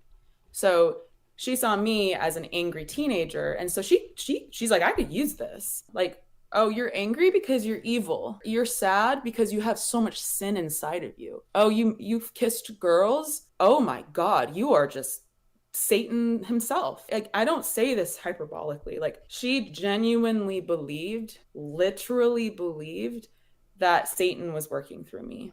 And she literally believed that Jesus. God, how does one get that kind of an honor? I wish I could have that thinks kind of so highly of herself. I know, right? I wish I had that kind of effect on people. Was working through her, and that she was fighting Satan on a daily basis, not just with me, but also with her clients. And she would tell me that all the time, that these men that she was talking, but specifically the men, that she was combating Satan on earth every day. The level of delusion to think that that's actually happening. But let's talk about for a moment the power dynamic that creates in a therapist relationship. Just for a second. Will you swap to full screen? This is an important conversation because as a therapist, as a social worker, ethics in counseling in general is extremely important. And one of the things that we talk about is the role that power dynamics play in the therapeutic relationship and how they can jeopardize or negatively impact the therapeutic process and the therapeutic relationship. If there is a massive power dynamic or a massive power shift between a therapist and a client, there's potential that relationship isn't going to work amazing. Because if you feel like just an absolute peasant and your therapist is like, I am fighting Satan within you, that's quite a power dynamic that creates. So I can't tell you how that would interfere with someone's ability to ethically operate as a therapist, because ethics be damned.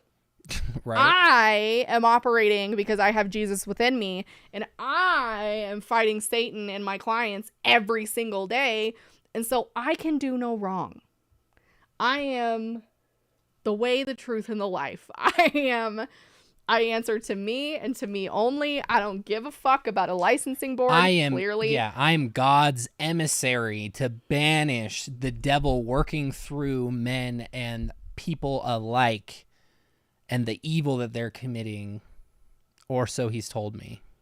And that's crazy. Is a recipe for disaster when you're a therapist, when you have to be mindful of what you put on, what you're putting in the room, so you're not projecting things onto clients, so you're not putting your own shit, so you're watching your own countertransference. None of that is happening in this relationship, which is just so unethical and is so damaging to a client and to the overall therapeutic relationship. Yeah. And so this is bizarre to me. Somebody said this is also this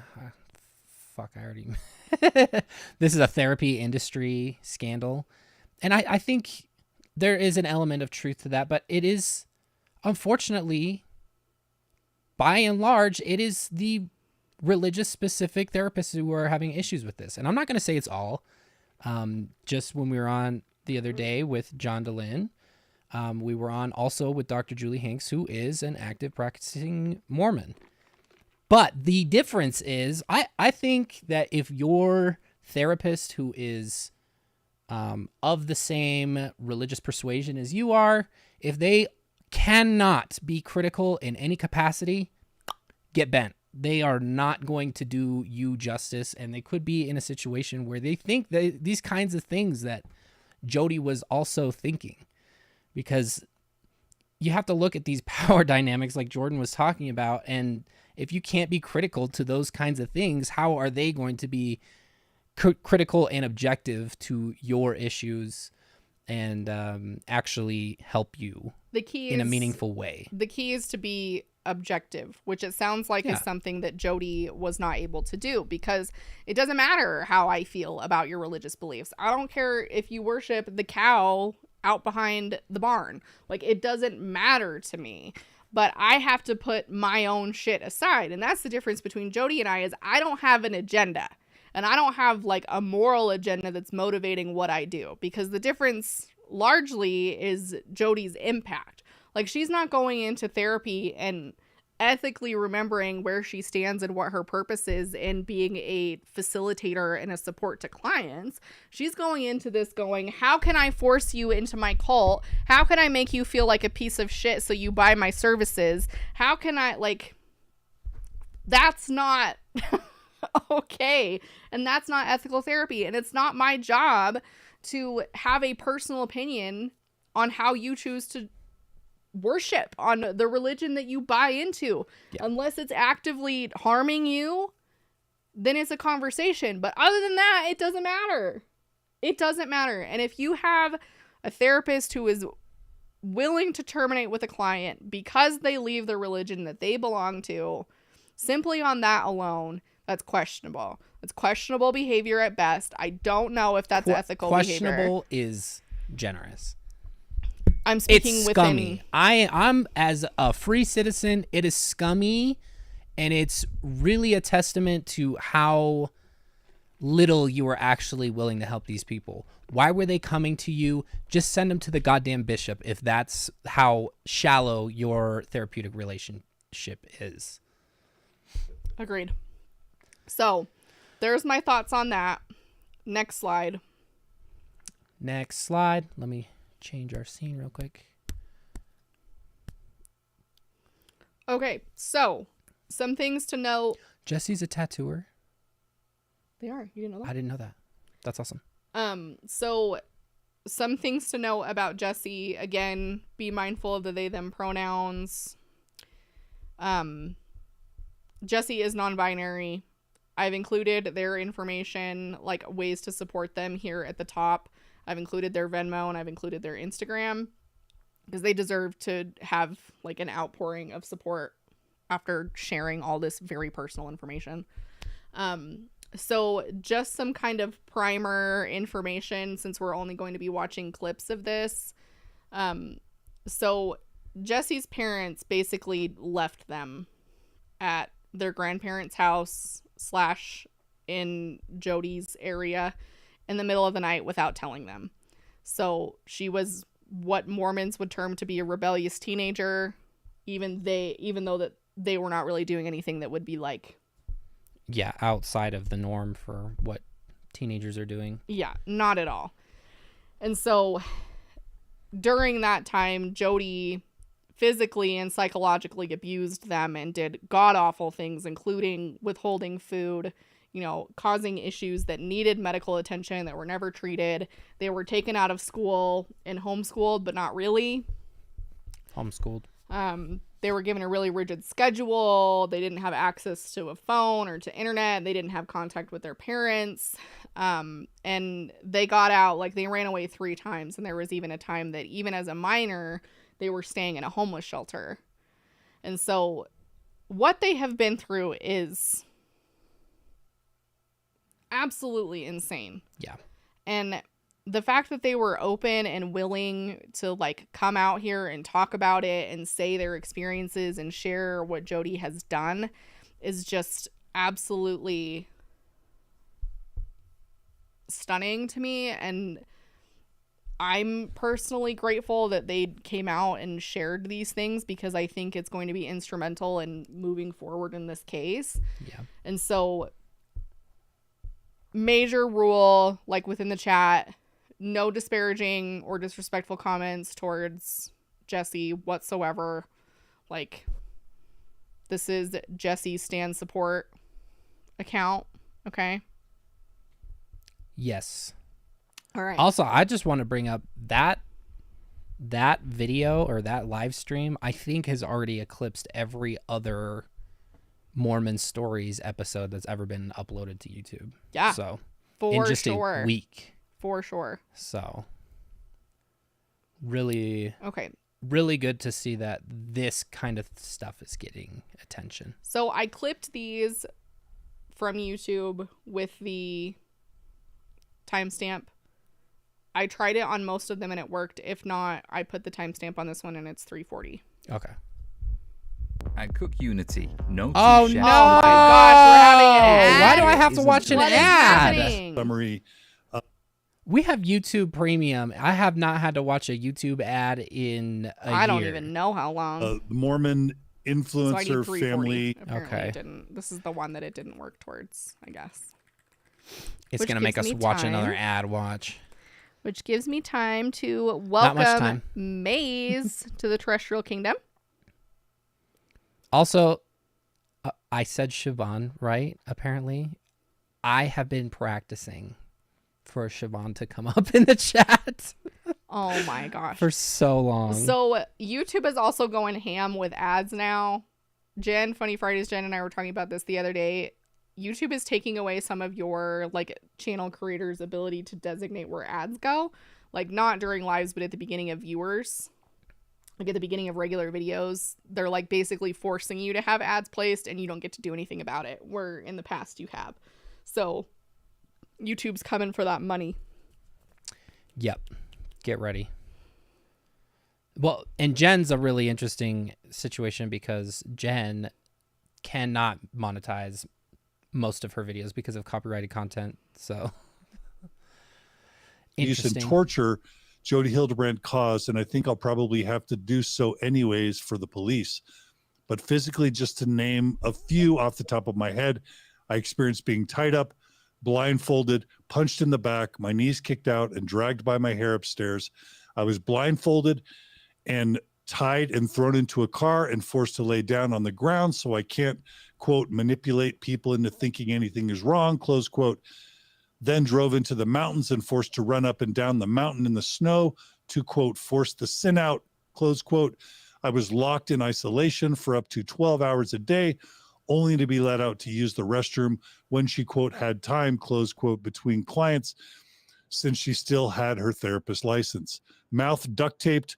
I wasn't allowed to speak to anyone, even if they spoke to me directly. Food withheld, forced to run, forced to sleep outside in the snow, forced to drop out of school, never allowed privacy, even when using the bathroom. 7 minutes to shower, 2 minutes to use the toilet with the door open. Wasn't allowed tampons because she was convinced I was a sex addict and masturbating with them. So if it's not obvious, I want to just give a content warning at the outset. Pause it here. Today's story is So I included this piece in here because this is what Jessi wrote to Mormon Stories in their initial email. And it's kind of a very, very, very brief summary of a lot of what they endured that could be described in like, a 1 minute segment. Yeah. And so we'll talk more, but this is the interesting thing about this situation is, we're talking about something so like it's almost bizarre to kind of talk about because it's like, okay, we'll give a 2 minute long or a minute long teaser about the abuse and the torture that these people have endured. Like, it just doesn't seem like, I don't even feel like I should be like having a conversation like this, but this is like scratching the surface of what Jessi endured while under Jodi's, I was going to say, care. While in her clutches. Yeah, but that is just not the right word. And so we're going to watch a few more clips that I feel like are really important related to Jessi's story, and we can talk about them more. But that, the tampon thing is interesting because my mom didn't have those reasons, but I had the same rule. Don't know if that's a Mormon Didn't thing. explicitly have those reasons. No, she didn't. But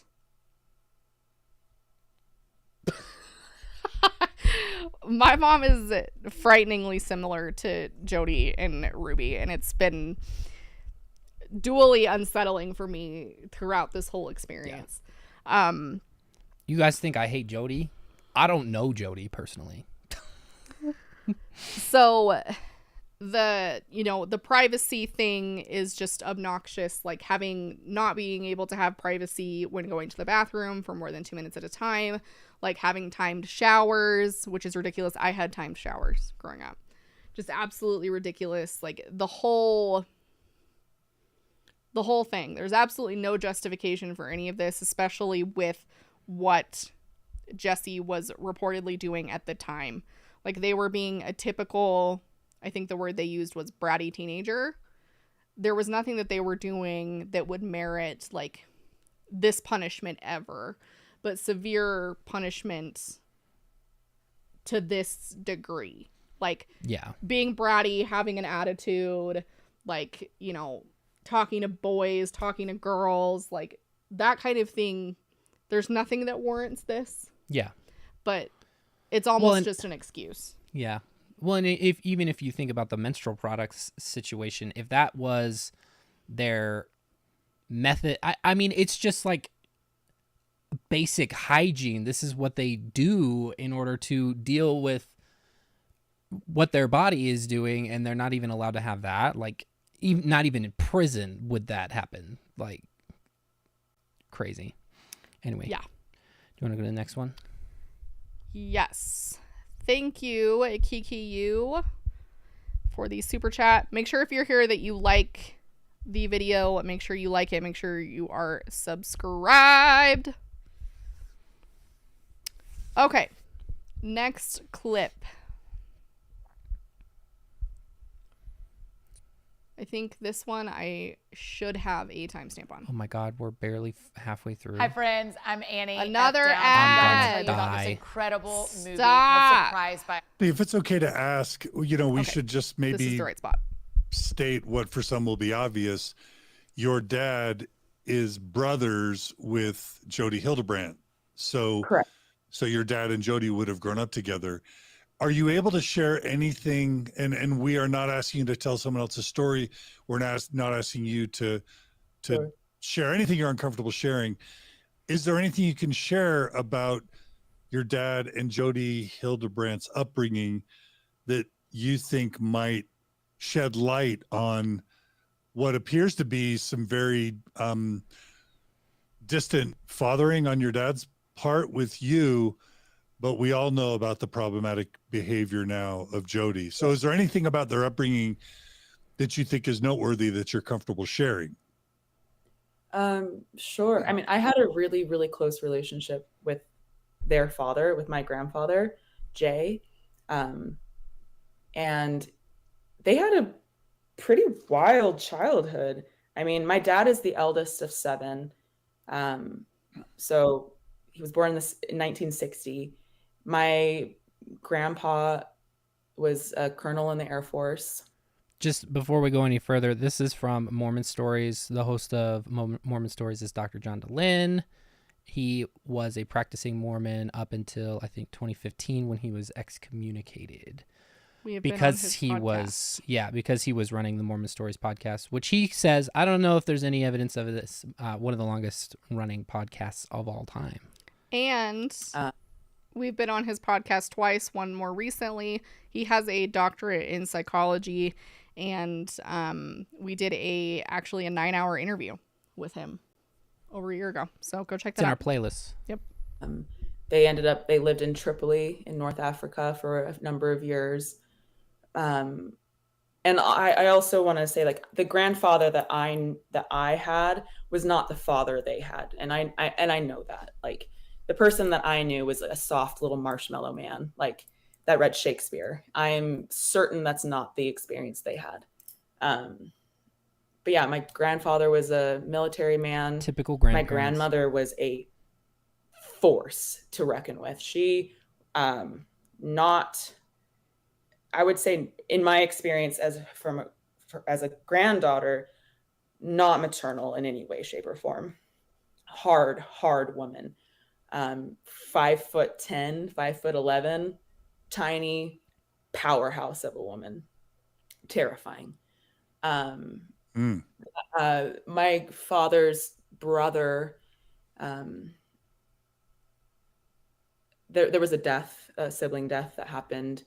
And I know that had a very immense emotional toll on my grandfather and my grandmother. But my dad and Jodi they're pretty far apart in age. So I don't even know how much of their childhood, like how much crossover there was.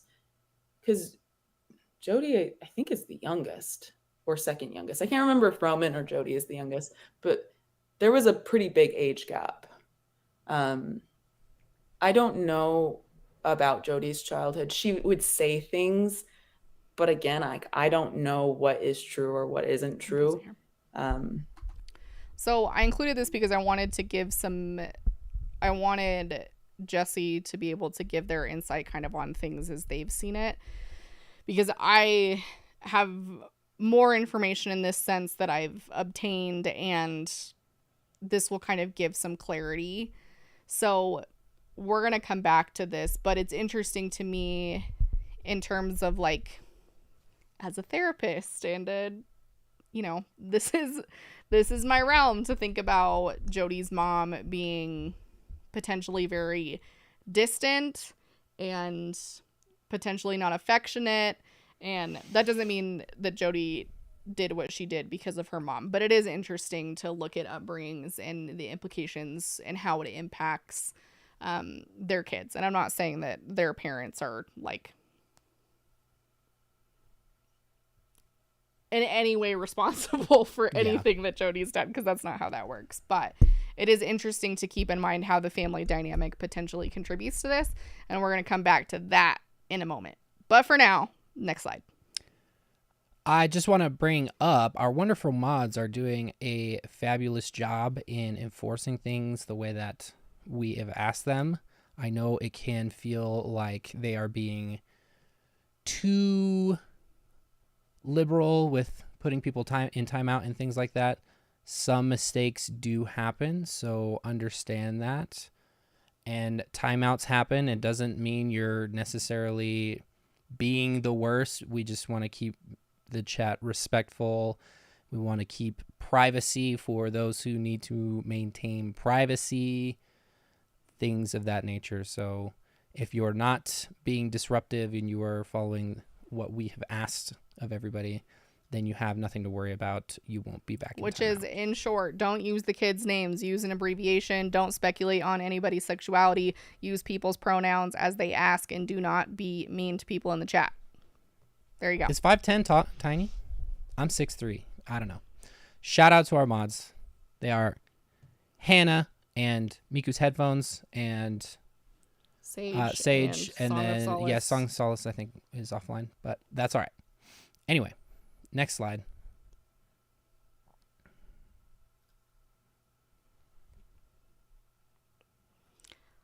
Okay, this is interesting. I'm just going to say that. Interesting. And we have another ad. No matter how you spit ad. Blah, la, la, la, la. It's well established that Jodi Hildebrandt has used a lot of homophobic, anti-LGBT, almost hate speech in her therapeutic practices. Yeah. And then you combine that with reports of how she treated men specifically in her therapy practices. And then you combine that with the information that she apparently has a real history of dual relationships and inappropriate relationships with the women in the couples that she's counseled.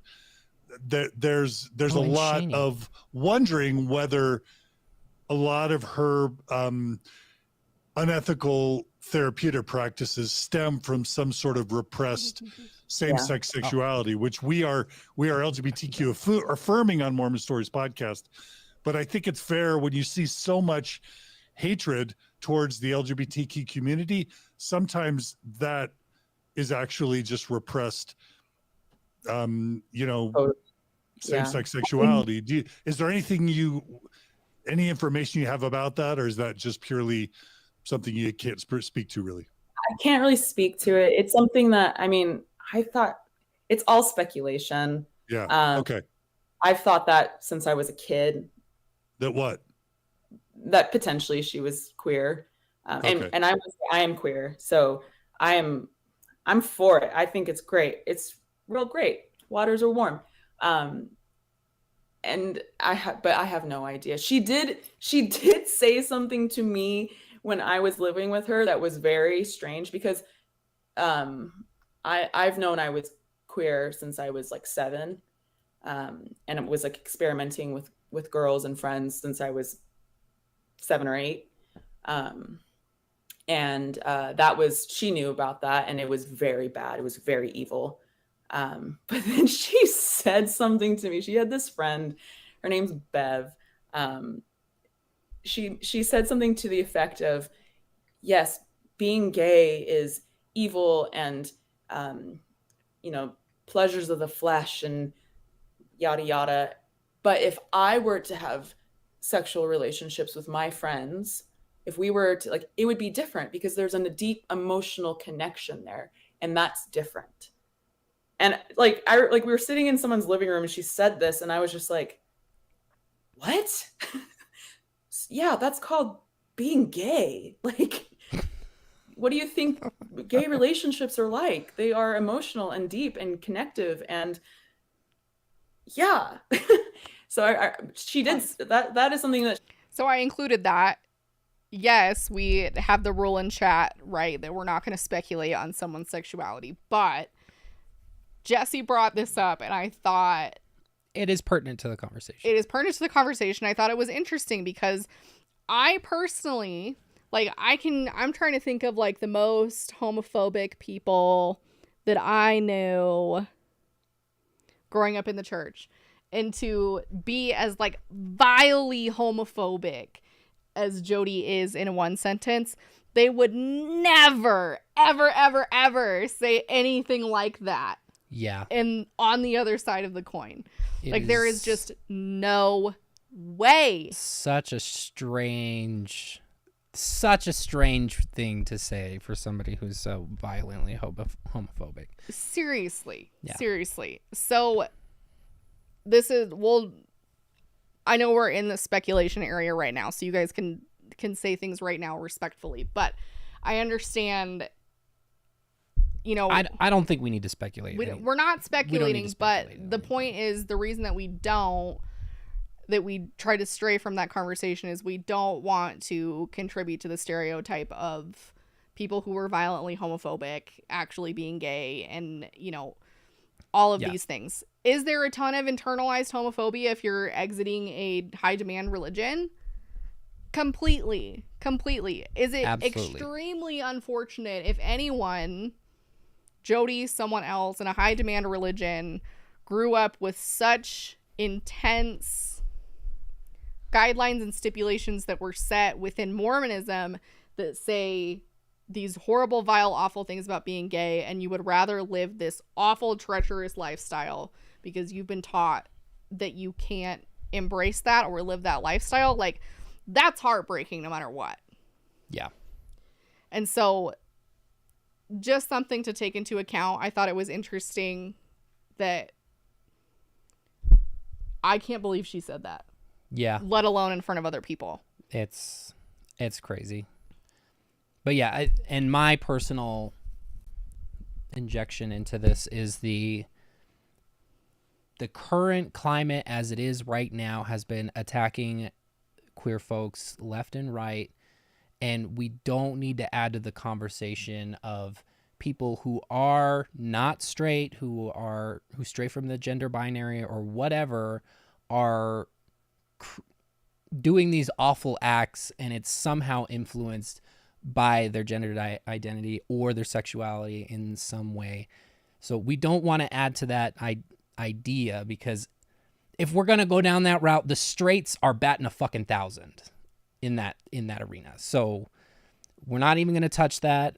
It has no bearing on how people why are. She acts this way. Yeah, acting the way If that they that's act the in case. this kind of a situation. So Okay, so for the benefit of our mods, cease conversation about Jodi's sexuality at this point. It was pertinent to include. I included it. We don't need to talk about it for the rest of the evening, so our mods don't kick anybody for speculating. Mormon conversion therapy, yes, they in the 70s, while Dallin H. Oaks was the president of BYU, and he holds that it did not happen, but there was conversion therapy happening, predatory conversion therapy happening at BYU in the 70s that has since allegedly stopped. Sometimes Okay, it so feels another like ad. everything's going wrong. Let edible take care of the stress. I hate Don't this so Master- much. Masterful we need to get manipulator. going. We're gonna be here all Constantly, night. I was told this. Constantly. To the point where, I mean, I believed it. I was like, you're right. I must be this horrific. And I was already believing I was evil because I was gay. And so like she plays into things that are already there. She finds the hot point and then drills into it. And she does this. I almost guarantee anyone that comes forward with a story about Jodi, this is what she did. And so I had to go around. We drove to all these people's homes, and she sat me in the car. She told me exactly what I was going to say to these people. She coached me on every word, and I would go in and I would have to apologize to them for manipulating them into thinking that something was wrong, and that Jodi was actually saving my life, and that that God was, this was all brought because of prayer and revelation and visions and dreams, and that Jesus was, and it sounds ridiculous to say now, but at the time it's like I said, like, Jesus is working here. And it, like, the way she would describe it to me, because she would talk to me a lot about what was happening and why she was doing it, in very, very abusive ways. But she would say, like, we have to do these extreme things because this is spiritual surgery. And that's how she would rationalize it, is that it has to be extreme because we are surgically removing the sin. We're surgically removing the sin from your soul. We're surgically removing Satan from you. And so I would go to house to house. She would tell me exactly what to say. She was in the room. If I would deviate at all from the script, she would be like, and she would pull me back. And then I would be like, I'm sorry, I just tried to manipulate you in this moment. Because if I deviated, that was manipulation. This is, without a doubt, even as a Mormon, the most incredibly fucking sane thing I've ever heard in my entire life. Where's Jesus in this whole equation? How Jodi doesn't even have the goddamn priesthood. How does she know how to eliminate this sin from their life? Like, this is, how did it get this far? It's bad. It's insane. And to have the language so, like, fine-tuned that anything that she says that might even be interpreted, like, contrary to Jodi's beliefs, they're going to respond, oh my God, I'm manipulating you right now. Like, that is bonkers. This is bonkers. This is cult language to an extreme. Mormons do not talk like this. This is like, we said it before. This is a cult within a cult. Like, yeah. It is incredible. It's wild. And the whole spiritual surgery thing, and like, I have to cut it out, and like, we have to physically get it out of you. Like, this is just creating excuses to abuse people. Yeah. I'm absolutely, it is so crazy because, like, we talk about how misogynistic the Mormon church is. I'm surprised that she hasn't been excommunicated because of this kind of thing. There's no way that any of these people, any of the brethren, would allow someone to operate under the guise that they could have some sort of power to eliminate sin in a person. Like, that's Mormon apostasy. Worse than us, like, honestly. That is true. So that's just insane, dude. Next.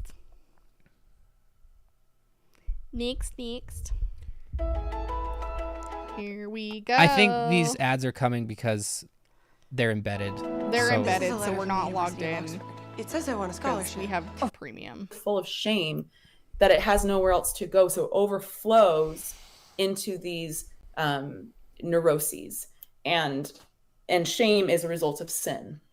And so what she did is, because I wasn't getting better, I was getting worse, is that there was still sin in me that wasn't coming out, that I hadn't confessed yet. And she was so hyper fixated on me confessing sin. And she was convinced I was a sex addict. I was a drug addict. I had abortions. I had kissed 2 boys. I mean, I had kissed lots of girls when I was like a young child. But at the time, like I was giving Book of Mormons out at school. I had never done drugs. I had never had anything close to sex.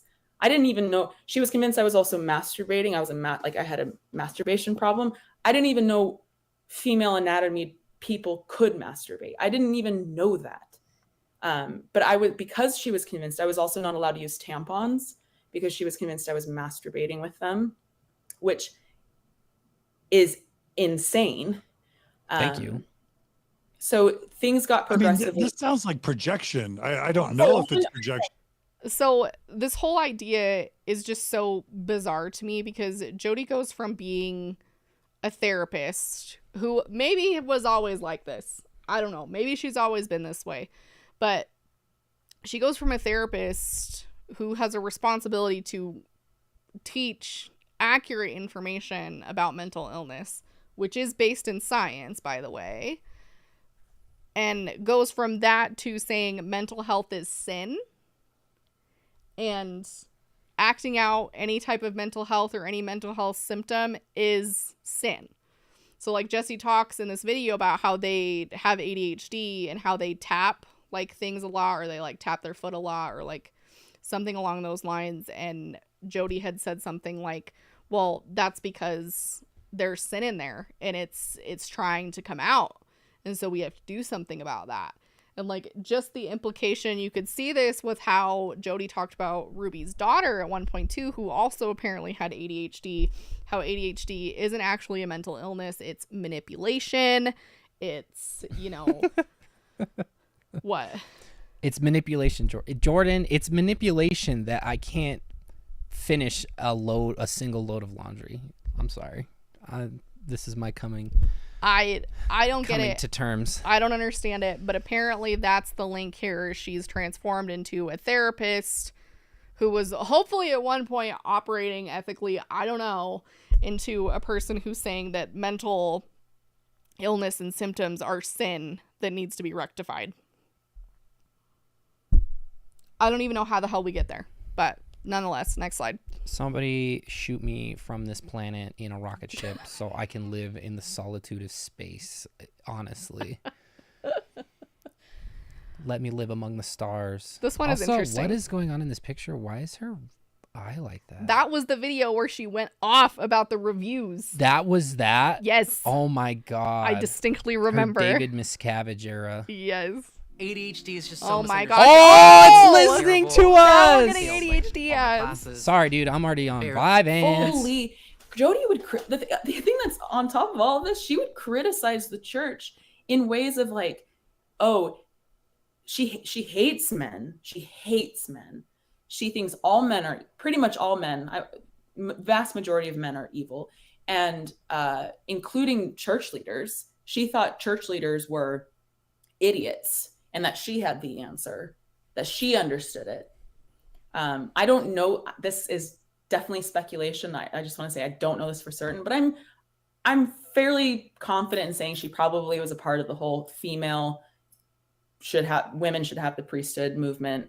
I'm certain that she was a part of that. Ordained women. Jodi in ordained women. I don't know. She's anti-feminist. I don't think that she would, not in the way that Jessi she would. I trust Jessi on this. I don't know that she would line up with what was her name? Kate Kelly. Kate Kelly on a lot of the things. Maybe not, but if she has issues with men in positions of authority. Yeah. What we are discussing, Ordained Women, was a movement led largely by a woman named Kate Kelly within the Mormon Church, where they were pushing to, it was a feminist movement, to ordain women with the priesthood, because at least since Joseph Smith's times, it's never been done. There's been an outright ban on women from holding the priesthood, and it is now understood as doctrine that women do not hold the priesthood. So it was a big thing. It was a big thing. Kate Kelly got excommunicated for it. Everybody involved, basically, who Yeah. pioneered this kind of concept was excommunicated by the church for coming up with something that's contrary to doctrine and acting against the advice of church leaders. And so the fact that Jodi would be involved in that's an interesting thought to me. But it tracks because Jodi doesn't subscribe to traditional Mormonism either. That's clear. The world according to Jodi. Yeah. So, The Mormon gospel according to Jodi. According to Jodi. So yeah, I just think it's interesting because Jodi seems like an anti-feminist, but she's aligning with the same idea because she hates men. Yeah. Okay, so now we So get to we're- the fun part. Will you hand me my Kindle? Yes. This is not the fun part, really, but so We're moving on to the next course, is what Jordan's trying to say. We're moving on to the next thing. If you haven't already, go watch Jessi's interview on Mormon Stories podcast. After this 100% recommend. Yes. After all this is done, obviously massive trigger warning, but after all this is done, I will link it in the description. But I wanted to just highlight some of the things that they shared and just give the most massive shout out and appreciation for what they've done because they've done a lot. So this book is funny, and I wanted to end on this because I think you guys would find this amusing. This book is literally titled "You Are Not Enough." She really pulled the Uno reverse card on Girl Defined. Seriously. Basically. I mean, Allie Butt Stinky. Oh yeah, Allie Butt Stinky. That's who I was thinking of. Allie Butt Stinky has that book also. I believe hers is titled similarly. But Jodi listed her credentials in this book also, which I thought was interesting. Boing. She uses LPC on there. I always forget what her qualification is. I say she's an LMHC all the time, but she's an LPC. Who fucking cares? She It doesn't doesn't matter. operate in a capacity that's worthy of those letters. It's true. So I didn't really want to read this book, but I wanted to read this book for our benefit, but I didn't want to buy it. So fortunately for me, I hopped on my Kindle, and yay for me, Jodi's book was on Kindle Unlimited. And so I reasoned with myself that because I'm not outright paying for her book and she's getting pennies from it, I reasoned with myself that I could download this book and read it. It's okay because I don't think she'd be able to get the money from Amazon anyway at this point. It's true. Maybe not. So she did not have a publisher for this. This was self-published, which there's nothing wrong with that, in 2019 on Amazon. And so the reason that I wanted to read this was because she teaches all this stupid principles bullshit, but she also shares her story and then personal story examples along the way. So that's why I wanted to read this. And there were things in here that I have not heard anybody else talk about, at least up to this point. So we're going to talk about it because I read this book, unfortunately. So go to the next slide.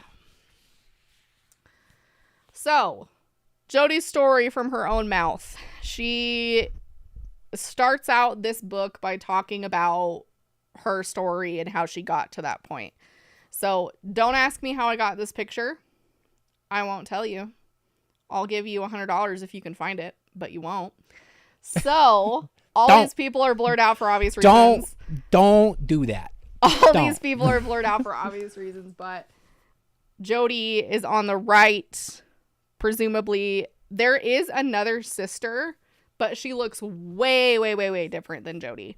And so I am 90% confident girl on the top right is Jodi. Her facial features are the same. She looks very similar to me, but this is her family.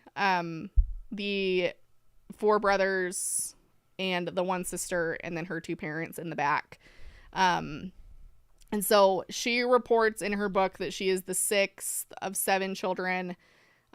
Remember that she has 1 deceased brother who died at 4 months old. And so we'll come back to that later.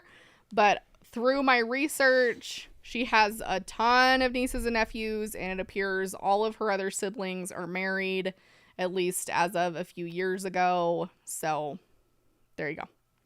Jodi's story from the devil's mouth. from the devil's mouth.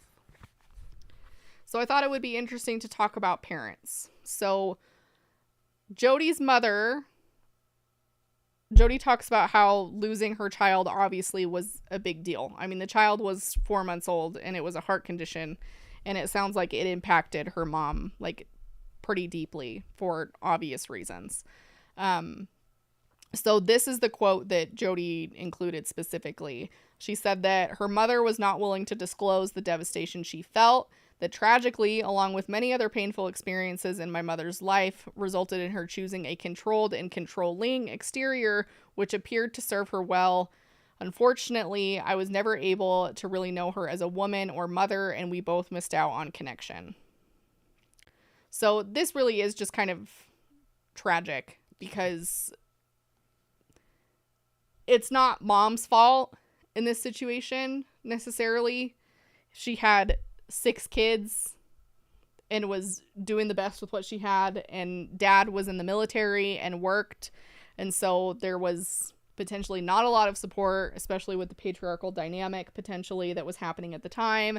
And so it's kind of it's heartbreaking, because it's really hard for any parent to navigate parenting after the loss of a child when there are other siblings. And so I have compassion for her mom in this situation, but it sounds like her lack of involvement with Jodi was very impactful, which would make sense. And so, and it lines up with some of the things that Jessi said in their interview also. And so next is Jodi's dad. So Jodi says, my father was as emotionally shut down as my mother, yet he spent more time with me, teaching me the principles of hard work and survival in a world he distrusted. He has a fearful perspective of people and their motives. He shared those suspicions with me often, saying things like, no one else will really love you except your family. People cannot be trusted, and we are the only ones here for you. Which is very interesting. This to me, and it also came up in in their interview, how Jodi has, and like her parents had, quite a fixation on the second coming. Which, if you don't know, you know, in Mormonism, it's like the rapture in Mormon terms, basically, right? So there's a lot of stuff that happens. Things get worse before they get better. And there's, you know, calamities and all these things. So Mormons panic about the beginning of the second coming because things are going to be so bad. And so a large fixation on that. Plus, apparently, Jodi told Jessi that she's going to be one of the ones that, like, ushers in like the resurrection or some stupid shit. And I'm pretty sure Lori Vallow said some stupid stuff like that too. So this is dad, and it sounds like, by and large, from everything that I read in this book, she does not speak kindly of her parents at all. So I don't know if that's the full picture. I don't know if there are other things that we're missing, but we'll go on into more. So things that I pieced out from my own research. Jodi's mom passed away in 2018. She was 84. Her dad passed away in 2016. He was 83. So her parents were married in the Arizona temple in 1959. So they were both, per their obituaries, lifelong, very dedicated Mormons, like through and through. So as Jodi said, he was in the Air Force, like fighter pilot type stuff. And then her mom was a teacher, and they met. She was like teaching on base or something similar. They met while he was still in the military. And then in 2002, they served a together mission. So if you're not familiar, once your senior kids are old, you can go on a mission with your spouse, which is what they did. And they served a mission in the Apache Indian Nation in White River, Arizona. They lived in Arizona for a while. I think we could just call that the Apache Nation. It's mission. Indigenous would probably be a better word to use here. But anyway, so there's that. That was 2002. And then because she spoke pretty critically of them, I was interested to see if Jodi was listed in the obituaries. And she was in both of them. But it was a few years ago. Like, her mom died in 2018. So it's been a hot minute. And it's also very, like, it's a very intentional thing to do to remove someone from an obituary. Let me tell you. So, next slide. So, Jodi's childhood. This is where things start to get interesting for me. Okay? This is where I start to get confused. Most of my childhood days I spent alone, playing by myself and roaming my desert playground. I could usually be found interacting with the goats in their pen, milking is what that's supposed to say, and riding them. I liked being alone and felt safe with my animals. I did not have much adult supervision, as my father worked full time and my mother appeared overwhelmed with many tasks and duties. So, what are we seeing right here, right off the bat, that I underlined? Not a lot of adult supervision. And I said that, I included that because when all of this was first coming out, a lot of the articles were talking about how the younger kids would walk around, how Ruby's younger kids would walk around the neighborhood. Unsupervised. Unsupervised. Just looking for other kids, even though the kids were in school. Like, just walking around. And then on top of that, Ruby's kids being super, like, unsupervised in the house, apparently, for days at a time. So, absent / probably neglectful parents is going to have implications for your parenting style. Yeah. Right? Okay, next. So, trigger warning for child sexual abuse. So, this is straight quotes from her. I felt empowered to take care of myself, which I did proudly. However, wandering around my neighborhood by myself placed me in harm's way when the 15-year-old neighbor boy decided to sexually abuse me throughout the ages of 2 to 5 years old.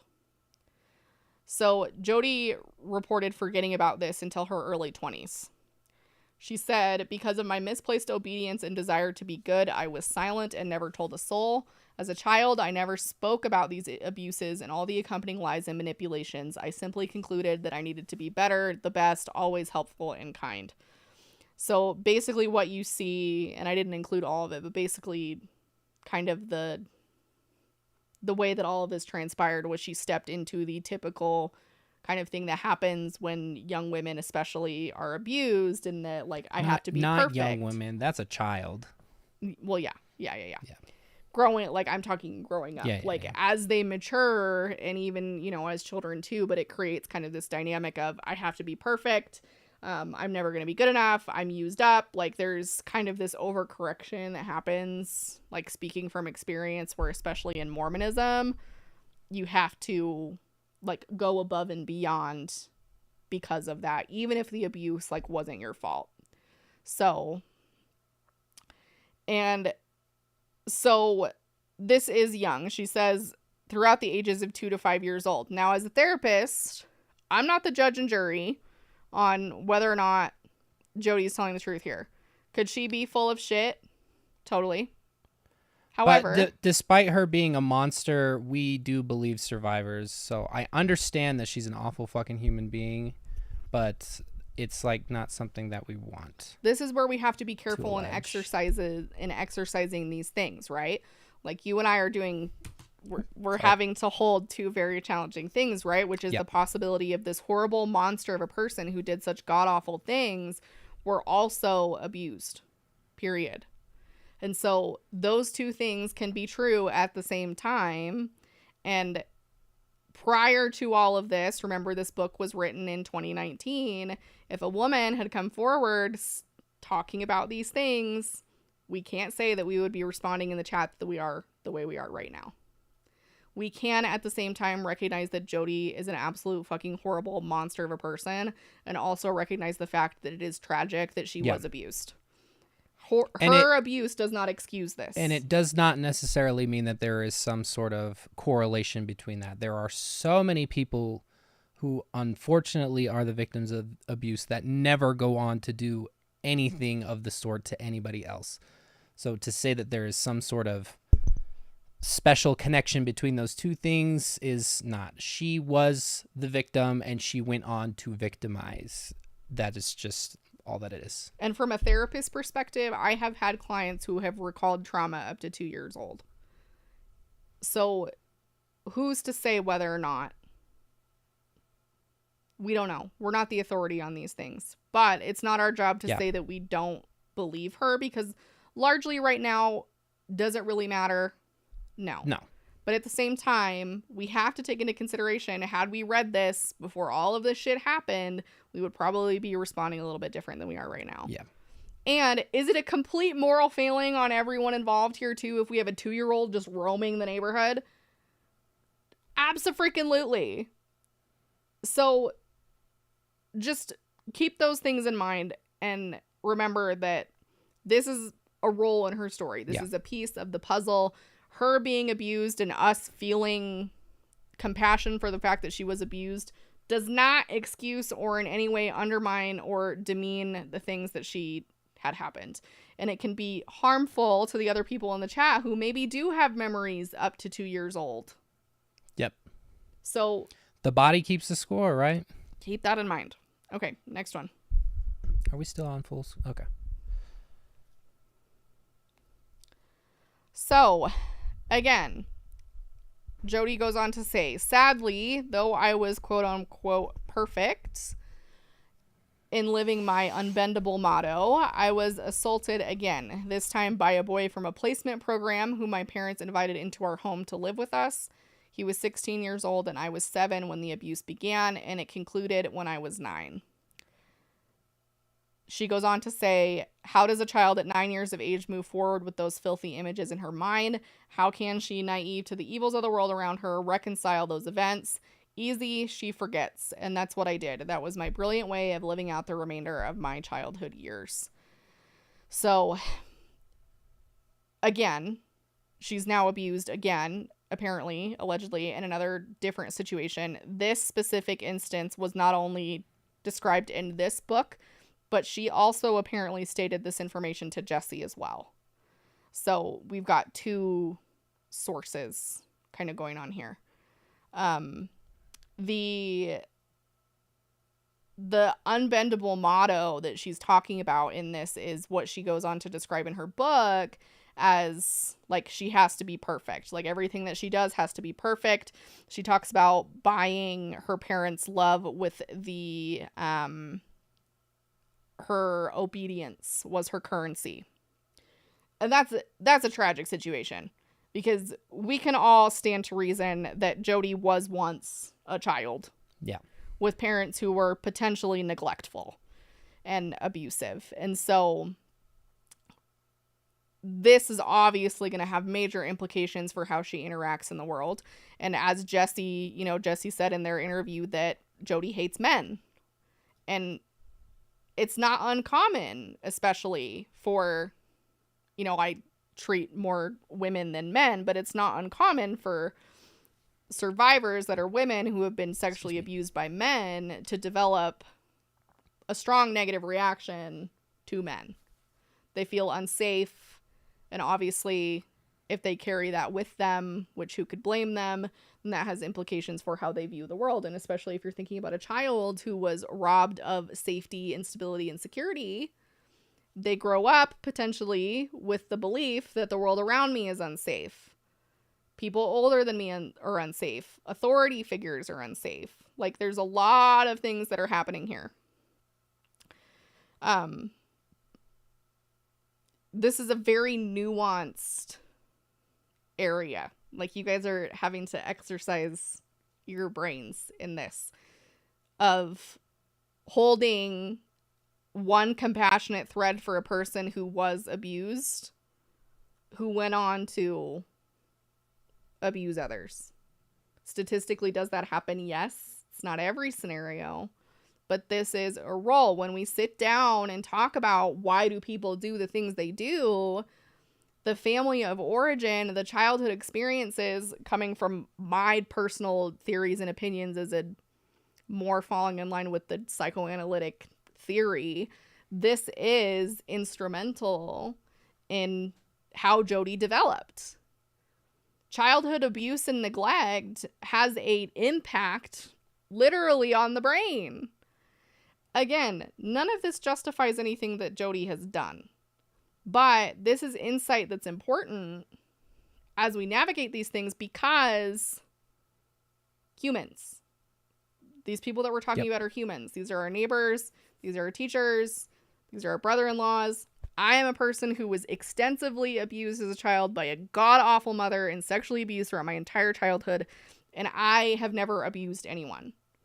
The abusers abuse people statistic holds true in some cases, but not in all. There are plenty of people who were abused who will never go on to abuse other people. But, perfectly said, Lana, I hope I'm saying that right. It explains, in part, it doesn't excuse. So, next slide. Also, anecdotally, people were bringing this up. This was a thing, especially in these, now I'm going to say older generations. Please do not take this as an attack on your age. People of Jodi's generation and beyond. Anecdotally, I've heard, I know people that this kind of stuff happened and you just never talked about it. You never faced it. You never went to the authorities or did anything of the sort. You just moved on. So there's that. Yeah. Even in Utah. Other pieces to consider here is the divorce and the kids. So Jodi talks about in her book, she says, I was a single mother at the age of 26 after having been married for over 2 years, which we've kind of pieced together based on the information that we have right now. She wasn't married for very long. She said, this was funny to me, I did not marry to get divorced. I don't think anybody gets married to get divorced, Jodi, but... Did you? Did you not marry to get divorced? That's just me, apparently. Yeah. So she said, I did not marry to get divorced, yet I found myself alone in a busy world of responsibilities such as rent, due dates, school assignments, children's needs, and a car that was on its last leg with no foreseeable way to cover repairs. So from what I can gather at this time, it seemed that she was in grad school during this. So I do not think she was wealthy at this point. She does have 2 adult children. So at this time, she had an infant son. So this would have been like the late 90s. Late 90s, correct. I had an infant son and a 2-year-old daughter who were the loves and motivators of my life. The 3 of us did everything together. I had little money, only enough for the basics, and therefore I would take my children to most of my activities and commitments. So at this point in her life, she purports herself to be like a very involved and compassionate mother. And who knows, maybe at this time she was. Yeah. It's hard to tell, but she does speak about her kids in a very positive way. Does that lend to her parenting style in any way? I don't know. Yeah. Go to the next one. Oh. Hello. Hi, Jordan. Hello, everyone. I'm hitting the wrong one. I'm trying to move quickly. Okay, so Jodi goes on to talk about her daughter. This book was written in 2019. I don't know what year it was written, but it was published 2019, self-published. So if you've been around here before, there are more talks of Jodi's son. There is like barely any knowledge of Jodi's daughter. It seemed that she changed her name and basically distanced herself completely from Jodi because who wouldn't? And so this is what Jodi has to say about her daughter. As my daughter began her teenage years, she spent many, as teenagers do, more time with friends, yet these friends did not uphold similar values as I did. Where I had once been the cool mom that she was excited to introduce to her friends, now in her eyes... Cool, hold on, pause. Yeah. Cool mom? I don't believe that for a fucking second. I mean, I don't either. Yeah, this is autobiography behavior right here. Same. Anyway, continue. Sorry. Now in her eyes, I became a drag, not in the know, and overly cautious of too many things. If I could sum it up from my perspective, she was spending time with people who made choices in distortion rather than truth. Capital T. Again, here we are. As a result, I began to notice her anger at my interpretations of her choices. And Her distortion. Yeah. And she would react from a place of control where previously she had not. Go on to the next one. This is where things get interesting. I could tell I was losing her to a world of money, flashy things, friends who were still quite young and unaware, social media, and a hyper focus on her physical presentation, none of which she was interested in much before. Wow, you mean she was a teenager? Yeah, right? 2 This is months crazy. before she was ready to complete her junior year of high school, she announced that she was moving in with her father because it was too difficult to live with me. She left on a Sunday afternoon. I was confused, really confused. I went into major optional pain. Those are her words. And blamed myself for hours, which turned into days, which turned into years for the reasons and issues she gave me for wanting to leave. Every time I thought about what she had told me, I just can't live without you anymore. It ruined, or I can't live with you anymore. It turned into evidence, I think is what I was meant to say there, of how bad I was as a mother. So just pause here for a second. Pause. Like, this gives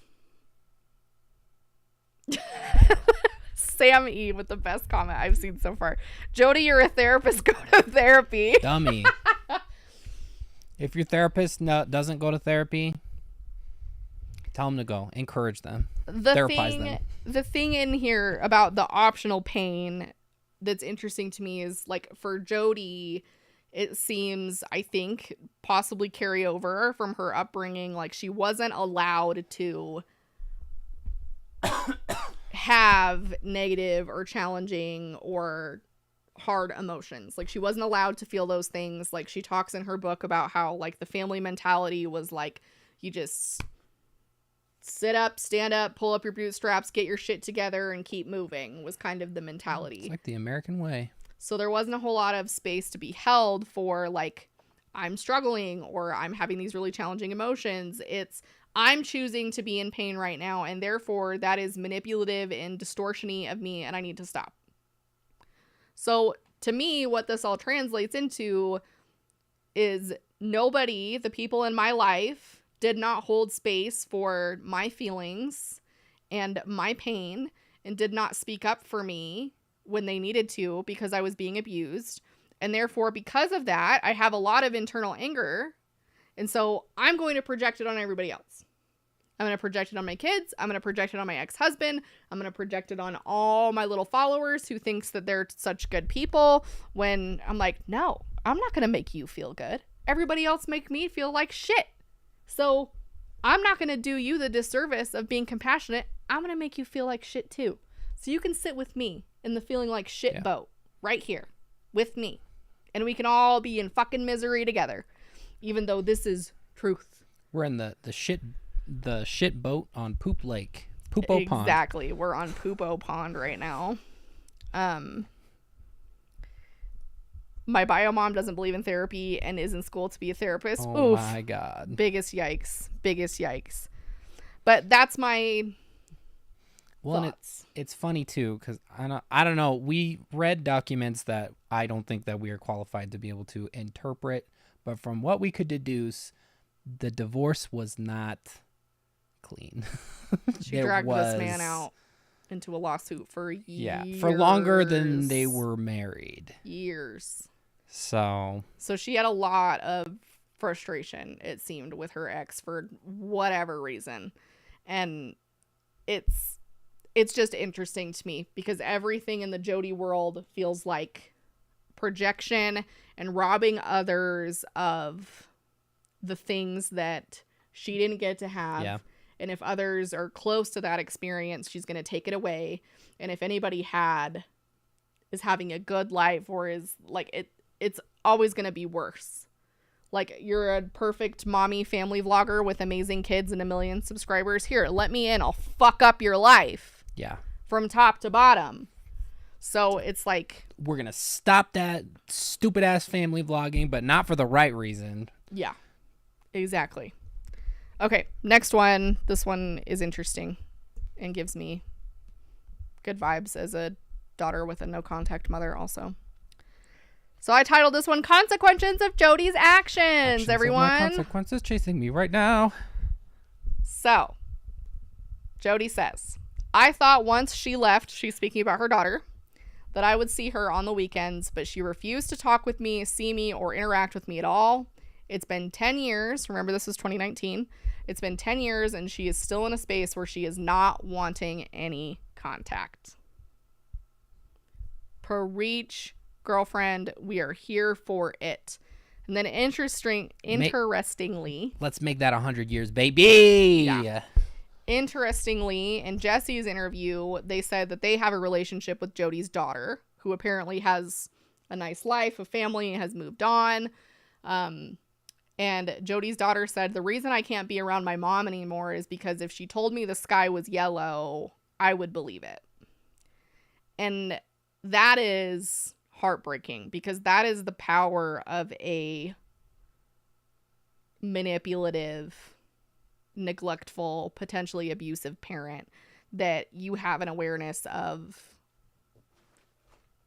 how quickly you can get sucked back in, because it's really hard to see those things when you're in them, and once you observe them, it's a little easier, but they're still your parent, and there's still a pull there. And so you have to be very, as a person who does not talk to their abusive mother, you have to be very careful about these things. And so, as a person with also a very manipulative mother, like, the power of being able to say, like, I fully recognize that if I have a relationship with my mom and she tells me something like this, that I'm just going to believe it. Like, that is a lot of power to have over someone. Yeah, even with the dynamic of somebody being physically abusive to you. Exactly. Like, yeah, it's... And she was... sinister. Jodi's daughter was in high school when all this was happening, remember? And so this was a really formative time. And apparently, according to Jessi said that Jodi's daughter had a really good relationship with her father. And so it seems like she had a good support system in that, which is great. But yeah. Okay, next one. Next. And then this one I included just because it's so gross to me. And you guys can just give me your thoughts on this, but this is just so gross. As I have called upon, this is Jodi's quote, as I have called upon heaven on behalf of myself and others, instructions have come to me like a slow drip, one true healing principle at a time. I believe I'm still engaged in a process of heavenly instruction that won't end unless I am no longer open to listening and applying its inspired invitations. What I've learned and the language I've been given has not only healed my soul, it has offered healing to thousands of pain-stricken individuals. As I probed for answers to the cause of human suffering, I learned how similar we all are. All of us are searching for one thing: connection. No X? Now, Caroline, you just called it exactly what stood out to me, which is the heavenly instruction that won't end unless I'm no longer open to listening and applying its inspired invitations. Now that, to me, is fucking crazy. I, as a lifelong Mormon, did not ever refer to something as heavenly instruction. Did you? Oh, yeah. Heavenly instruction? Yeah. I don't think that's strange vernacular. It's just in this context of her healing others and therapizing people that I am the most concerned. I mean, yeah. But, I mean, it is cringe language. I mean, it's not just cringe. It's, again, if we're examining power dynamics, like, I'm not just a therapist who's helping you, who is professionally educated and able to intervene here. I am a like Jesus incarnate Yeah. person Emissary to God. who's telling you that I have heavenly instruction and I'm going to tell you what to Yeah. do, and that free flows to me as long as I'm listening to it. And it just, I mean, it gives Lori Vallow vibes to me. Yeah. Lori Vallow has said some things Does that she are have a rock in it? similar vein to this. So Let's talk about your homework for this week after this therapy session. Hold on. oh my God. Let me put my face in this hat real quick. Yeah. Anyway, so I think that's my last slide, isn't it? Yep, that was the last slide. So that is my PowerPoint. I saw somebody in here, you know, we've talked about how, and I don't think I included this in my chat rules originally, but I think our mods added it to their list. I tell people all the time, it's not helpful to speculate on mental illness in a public sphere type sense. Yeah. And people, people will ask me, do you feel like, she could have this or she could be diagnosed with this? And any therapist that's worth their salt, any psychologist, any psychiatrist worth their salt will tell you, like, I do not have near enough information to be able to make a decision like that. Nowhere near enough. Can we look at her behavior and go, there's some weird things here? Can we look at her behavior and go, from a theory perspective, and go, you know what? Secure attachment to your parents is a really, really, really fundamentally important thing for a child and healthy child development. Doesn't sound like she had that. That's a big indicator. That's a big thing that can contribute to a lot of other things. Yeah. Not the least of which could be like 10 different diagnoses, right? So the behaviors that she exhibits are concerning. As far as anybody should be concerned, I think that's the most important part. What would we do if we had she's a diagnosed narcissistic personality disorder? What bearing would that hold? I mean, I don't doubt that maybe she's had, I do to some degree wonder if she has been diagnosed, because I think she's very, to me, it feels like she's very skeptical of the therapeutic process in more recent years. Somebody said something that I wanted to address. It's giving Scientology. Yeah, Melissa's saying that if one of my clients told me they were receiving heavenly instruction to heal the world, I would be concerned. Absolutely. That's when I'm entering, we would call that a delusion. And that's when we start going down other paths and asking other questions, because why are delusions happening?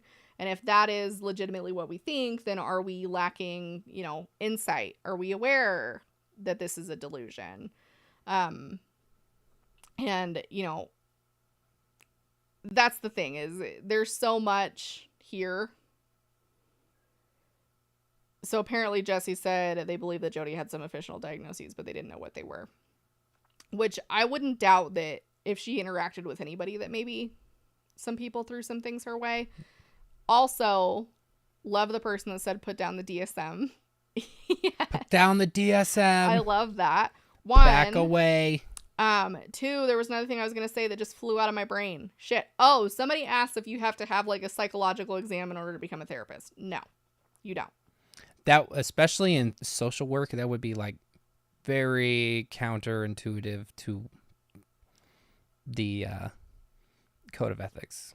Is it encouraged? There are some counseling programs, some graduate school programs that require students to actually go to therapy themselves, do a certain number of sessions. I've actually seen that. I've talked with somebody who had to do that through their school. That's a good idea. Which I love, because having your own personal experience as a therapist, in my opinion, is critical. And Miku's headphones are a lovely mod.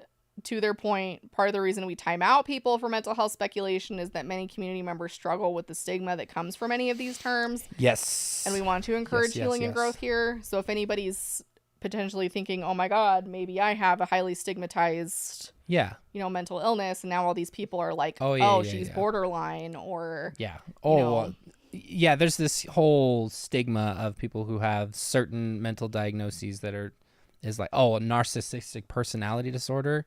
You advertise that you're an awful person, kind of situation.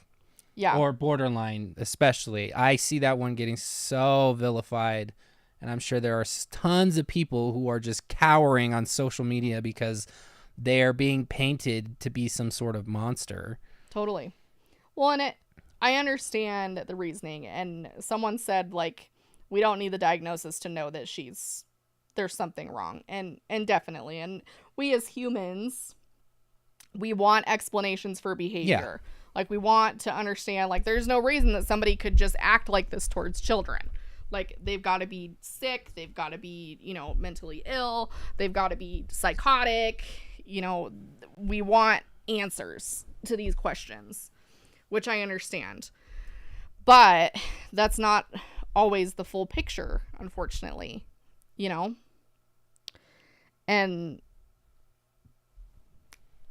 it doesn't have the answers, because there's plenty of people with, borderline personality disorder who will never abuse their children. There's plenty of people with various other things that will never abuse their children. And, we don't want to discount those things. But we also don't want to fall into the category of it's like the reason she's acting this way is because of a mental illness, because that's not necessarily the entire picture either. The fact of the matter is that nobody exists in a vacuum. No. Like, there are so many things that can influence a person's life, especially over the 50 years that Jodi has been around, that it would be hard to say that there's any one or any number of originators for this kind of behavior. So, like, can it help us to understand what we're feeling by doing that? Yes, but from the outside looking in, I don't think there's really any sort of conclusions that you can draw based on her behavior. Yeah, I mean, I could, that's the scary thing about the, mental health from this perspective, because, if I handed somebody a DSM and said, figure out what Jodi has based on the information that you know, you could come back to me with, 1,000 different things. Yep. There's just not enough information to know, and the only person who would be able to know is her provider or the psychologist, who's inevitably going to do an assessment on her to determine potentially what's going on. And Utah does have an insanity plea, but it is up there with Idaho and other states where it's damn near impossible to get the insanity defense. And so I don't think that's what's going to happen here. If I were to just put my own pure speculation as not a legal person, I don't think that's going to happen. Yeah, just as evidenced by the whole situation with Lori Vallow, they were only able to get her trials pushed back and everything like that, but nothing more than that. I think it's less of a thing. Well, I'm pretty sure Idaho doesn't have the insanity defense anymore. So they were able to say, yes, she's not competent to stand trial, but it was only to postpone the trial. Yeah. Joanna the Cat Lady, welcome to the Celestial Kingdom. Thank you.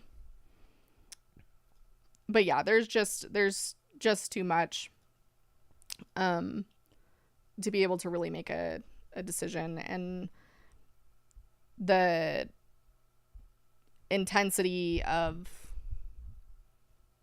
a mental illness in order for it to qualify for an insanity defense in Utah seems to be pretty extensive from my experience, from what I've read, and kind of from what I talked about from a lawyer friend of mine.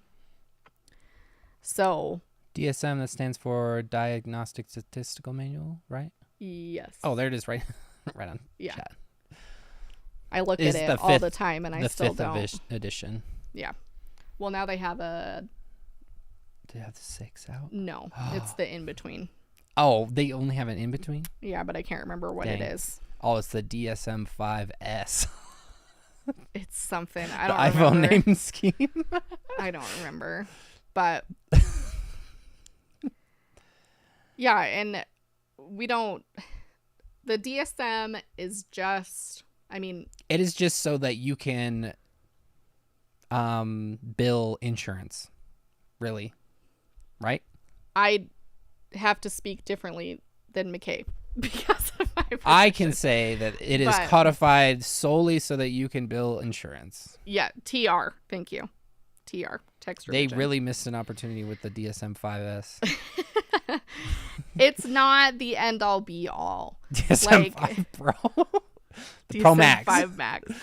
It is like it includes the way things are coded is for, you know, there's things in there that are descripted for insurance purposes. So if I have to make a diagnosis, I'd include that, and that's an important piece of it.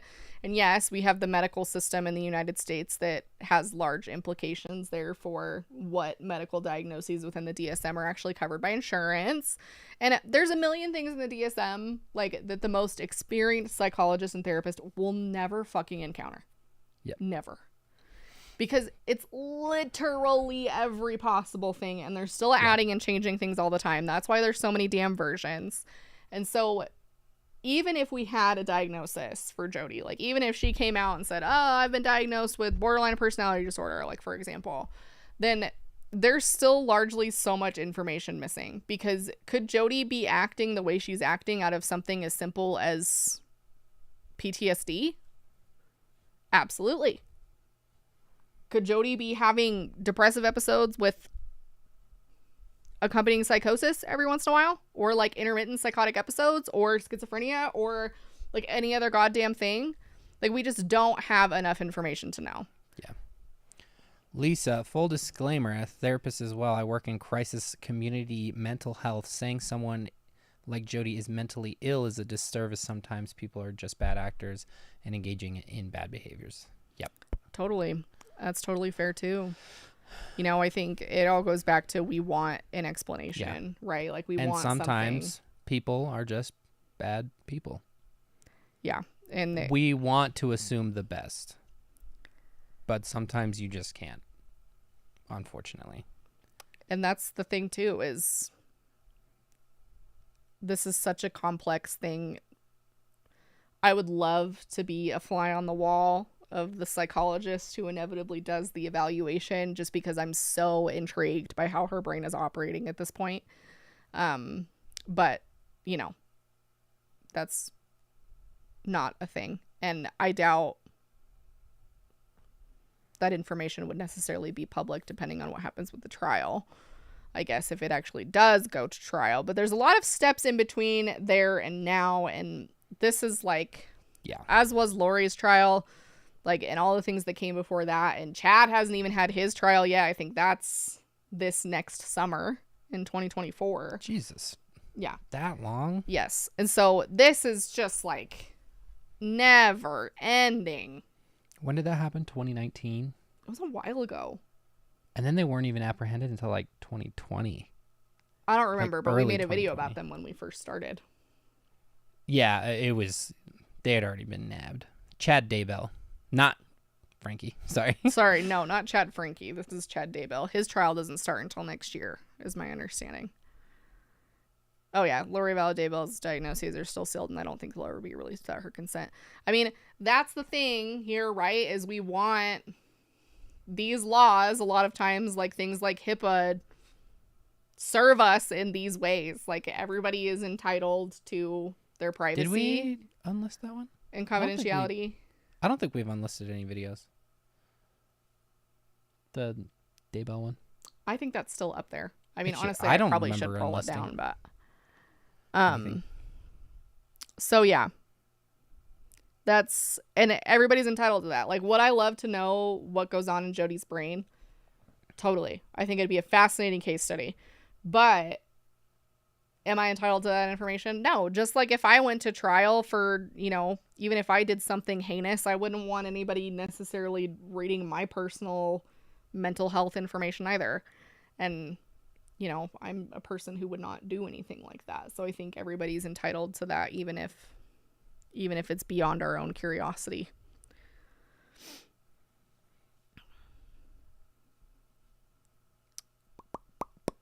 Dead air. Ruby Frankie and Jodi Hildebrandt have the absolute most thickest skulls of anybody who could ever walk on the face of the earth.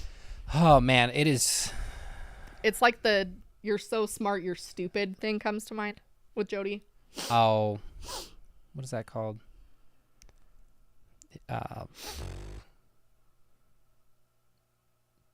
I was like Myers-Briggs. Myers-Briggs. No, it's not that. I can't think of Dunning-Kruger effect. Yeah, it's well. And Jordan was talking about other things that she had learned based on this today's Mormon Stories interview. So go over there and check it out before we do, because we haven't watched the whole thing. We're back, but it sounds like Jodi was an absolute cult of personality among people within the church. Because, and obviously this is this guy's story, but she was out for blood with this guy that she ultimately got burned on because he reported her, and she got punished by Doppel. But I mean, it was a collaborative effort, not just from what he said, not just with her, but with like Mormon leadership and things of that nature, because of his whole experience with the Boy Scouts and things like that. So it is concerning that she would be able to have so much sway over people. And I caught myself earlier today. I was like, there's no way she's that interesting or persuasive to people. And I'm like, that's exactly what people say about us when we were Mormons. Like, how were we so stupid to get duped by that kind of stuff? Yeah. Because you listen to Jodi talk, it's the same gobbledygook that they get up and they say in general conference. It's just the same shit every 6 months, just nothing of importance to say except to be up there and to feel important about themselves.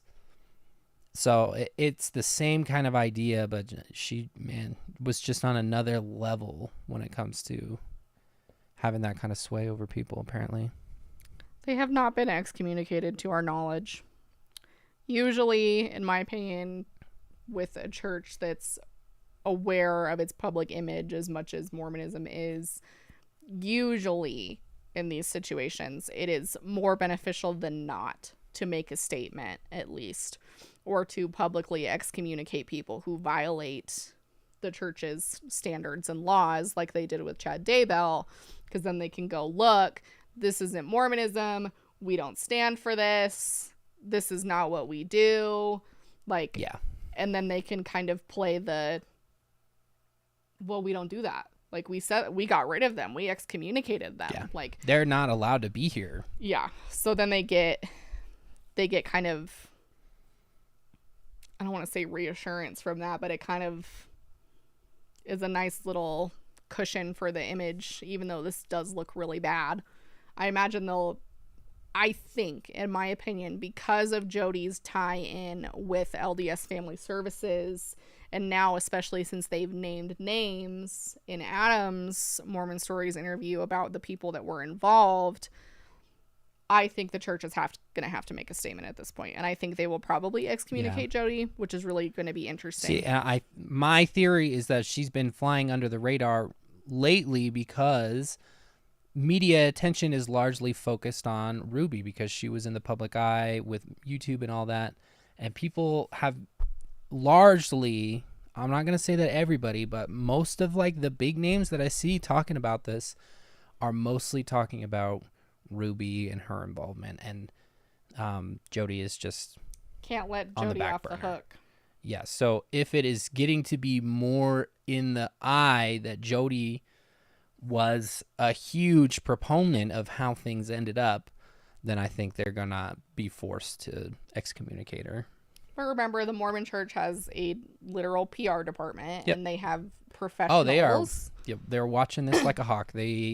They're going to know exactly when to pull the trigger. Yeah, they know what they're doing. They'll probably make a public statement. They'll probably say that, they weren't aware of what Ruby was or what Jodi was doing, or they wouldn't have endorsed her, or if they had this information at the time, she would have been removed from the list, or like, and most of them probably didn't know, but the ones that did are absolutely part of this and deserve to be called out as such. But now it wouldn't be hard to make a statement taking the easy road out and saying that they weren't aware and the LOL, just kidding, and then excommunicating her and never speaking of it again. Somebody asked if Jodi worked at Cirque Lodge. I believe She that's did. what she had listed on her LinkedIn. She did not have any other. You can tell that she was pretty miffed about getting ousted by, I think his name is Adam, because her, on LinkedIn at least, it was her involvement with Cirque Lodge, which looked like it was immediately following her graduation from grad school.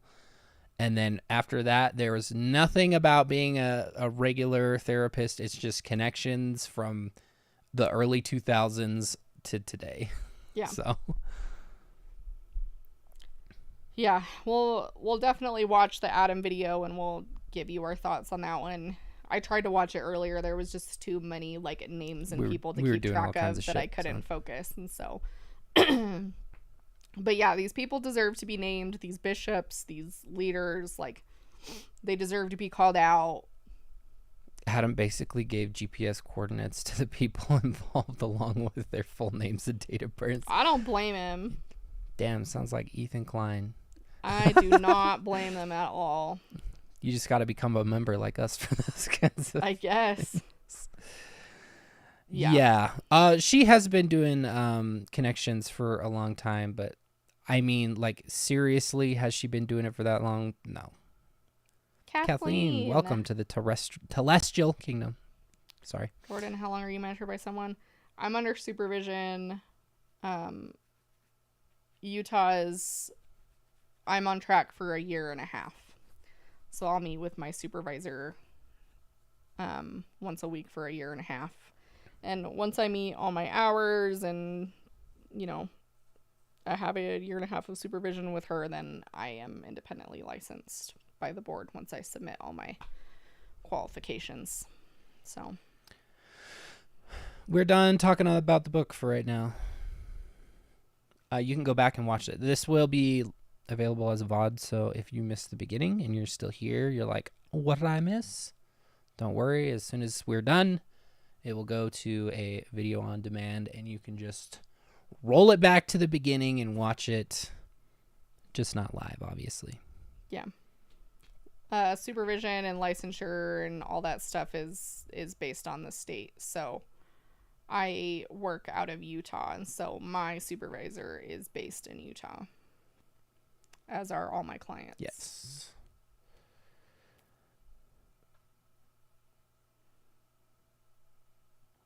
Ugh, having to redo hours. Colorado does require more hours than Utah, but not by much. Yes. Luckily, Jordan won't have too tough a deal. We are not still in Utah. We moved back to Colorado where we grew up in May. But I lived in Utah from 2015 until this year. Jillian Ryan, thank you. We appreciate you. I'll be licensed in Utah, and then I'm planning on either now or when I finish my hours, I'll also be licensed in Colorado so I can see people in both states. I'm 28. Jordan is 26. Oh, that's a lot of supervised hours to lose. 1,000 supervised hours. That fucking blows. You would be surprised how many people I've encountered who have issues with people keeping track of like supervision hours. Like, it's crazy. We live in Colorado, Denver. Do you have to get state by state licenses? Hello, Amanda from Greeley. Yeah, and every state has different. How do the ranches smell? Every state has different requirements. They're all fairly similar, but they just kind of vary in hours and supervision and stuff. You guys are about to experience your Saturn's Yes, return. This is direct Hell yeah. supervision. Is this Nick, Melissa's Nick?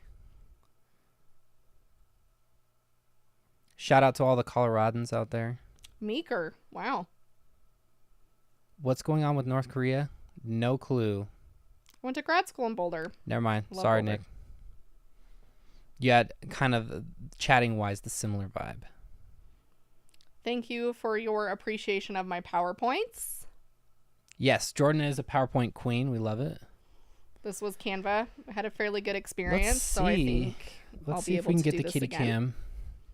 Oh, we'll set up the kitty cam hopefully so you guys can see the cats. Oklahoma only requires 2,000 supervision hours or clinical. Group therapy in Denver tonight. Hell yeah.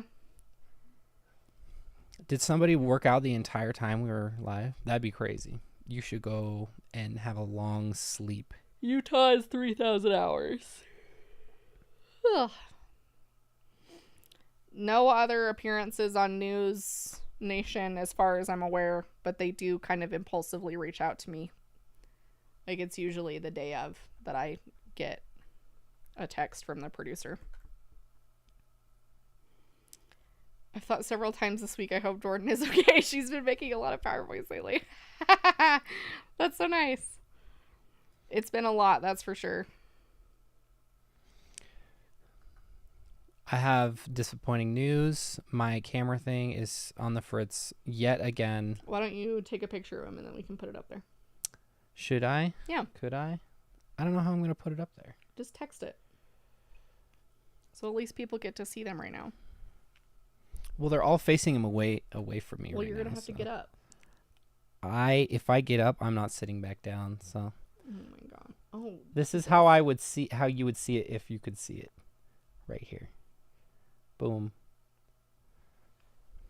Give We're me and I'll texting do this Tom. to Jordan. Oh, do that. Huh. Tommy looks cute. I'm so uncomfortable right now. I can't sit on this any longer as soon as we're done. Tommy. Tommy. Hey.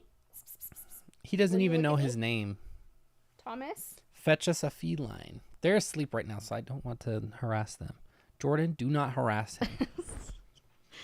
The chat demands kitties. The Orange Boys, they're here, but they are currently uninvolved. Thomas Montgomery is under my foot. Baloney is facing Jordan away had them from us both. because he's grumpy. Jordan had them both on top of her last night, which was like, it's like unheard of. It's true. It does not happen. So, all right. PowerPoints help me in the sense that there's so much information in these cases. I probably should have been doing this like from the beginning, but it helps me to keep all the information organized because there's so much, and it just helps if I can like put it all together in a cohesive manner. All right, y'all. H3 fam. Somebody made a post in the H3 sub about us. So find it and comment on it if you haven't already. Is this gonna... Okay. All right, guys. This is the best we can get right now. Here's Tommy Tom. Here's Tommy Tom. Ignore our dinner. And here's Baloney Bone. Tommy Tom and Baloney Bone. He's curled up away from us. He's probably mad because I gave Jordan his blanket that he sleeps on. So, It's true. sorry, Baloney. Anywho. H3 subreddit. I don't Costco remember what blankie. Somebody recognized it. Nice. It is a Costco blankie. Anyway, they are snuggly boys. Everybody is commenting and tagging H3 in our stuff, apparently. So keep doing that. If it lands us on the Jordan, show, I'm going to have to push back on this fan behavior. it is fan behavior. Someone put Jordan to bed and tuck her in. Yes. Yes. Time for bed. Yes. And get us on H3 and I will... Costco Die a million sandwiches go deaths. hard. Dude, I love Costco sandwiches. H3 podcast. It's a variety podcast that we like And to watch. if you don't follow us already, go follow us on Instagram. At Boom, Jordan boom, McKay. boom, boom. I've never emailed the podcast because that feels weird to me. That I is feel like, if we're yeah. gonna go on, they have to reach out because I don't want to be that I person want to be... invited and not. Like, let me Yeah. insert myself type situation. Jordan. All right, Jordan. Go follow us on Instagram. I post updates on there on when we're going live and doing videos and shit, so it's helpful. So I think that's all. Don't want to be thirsty podcast guest. Yes. Because that's how it came to be with Mormon stories. Was like, we were like, it would be really awesome to be able to tell our story on Mormon stories, but I don't want it to be marred with the memory of like asking to go and like talking to. We waited a long time before they invited us on. They invited us on. So. Well, this is interesting. I didn't even see this. I've seen several super chats from fans asking them to contact you. Wow, you guys are just the most wholesome humans alive. Do not waste your money like that, please. God bless you. I see how those super chats roll by. There's no way anybody has seen that. Sometimes they do. Hardly ever. I always wonder. But I do appreciate everybody for... One in the subreddit, I know that Ethan scrolls through there sometimes, and I know the crew has got to look in there too. But anyway, Grid Night, Grid bless you. We will see you soon with who knows what's coming next. I don't even know. Yeah. It'll be something, and it'll be very soon. It'll be something. I'm just tired. I'm just tired. I spent 5 hours on this PowerPoint. I know. I'm tired. I feel bad. Jordan's doing the PowerPoint. I'm distracting Kazoo so she can do the PowerPoint. Anyway, we love you all. We love you. We love you. Grid be praised. Make sure you're subscribed. Make sure you like the video. And we will see you soon. Bye. Bye.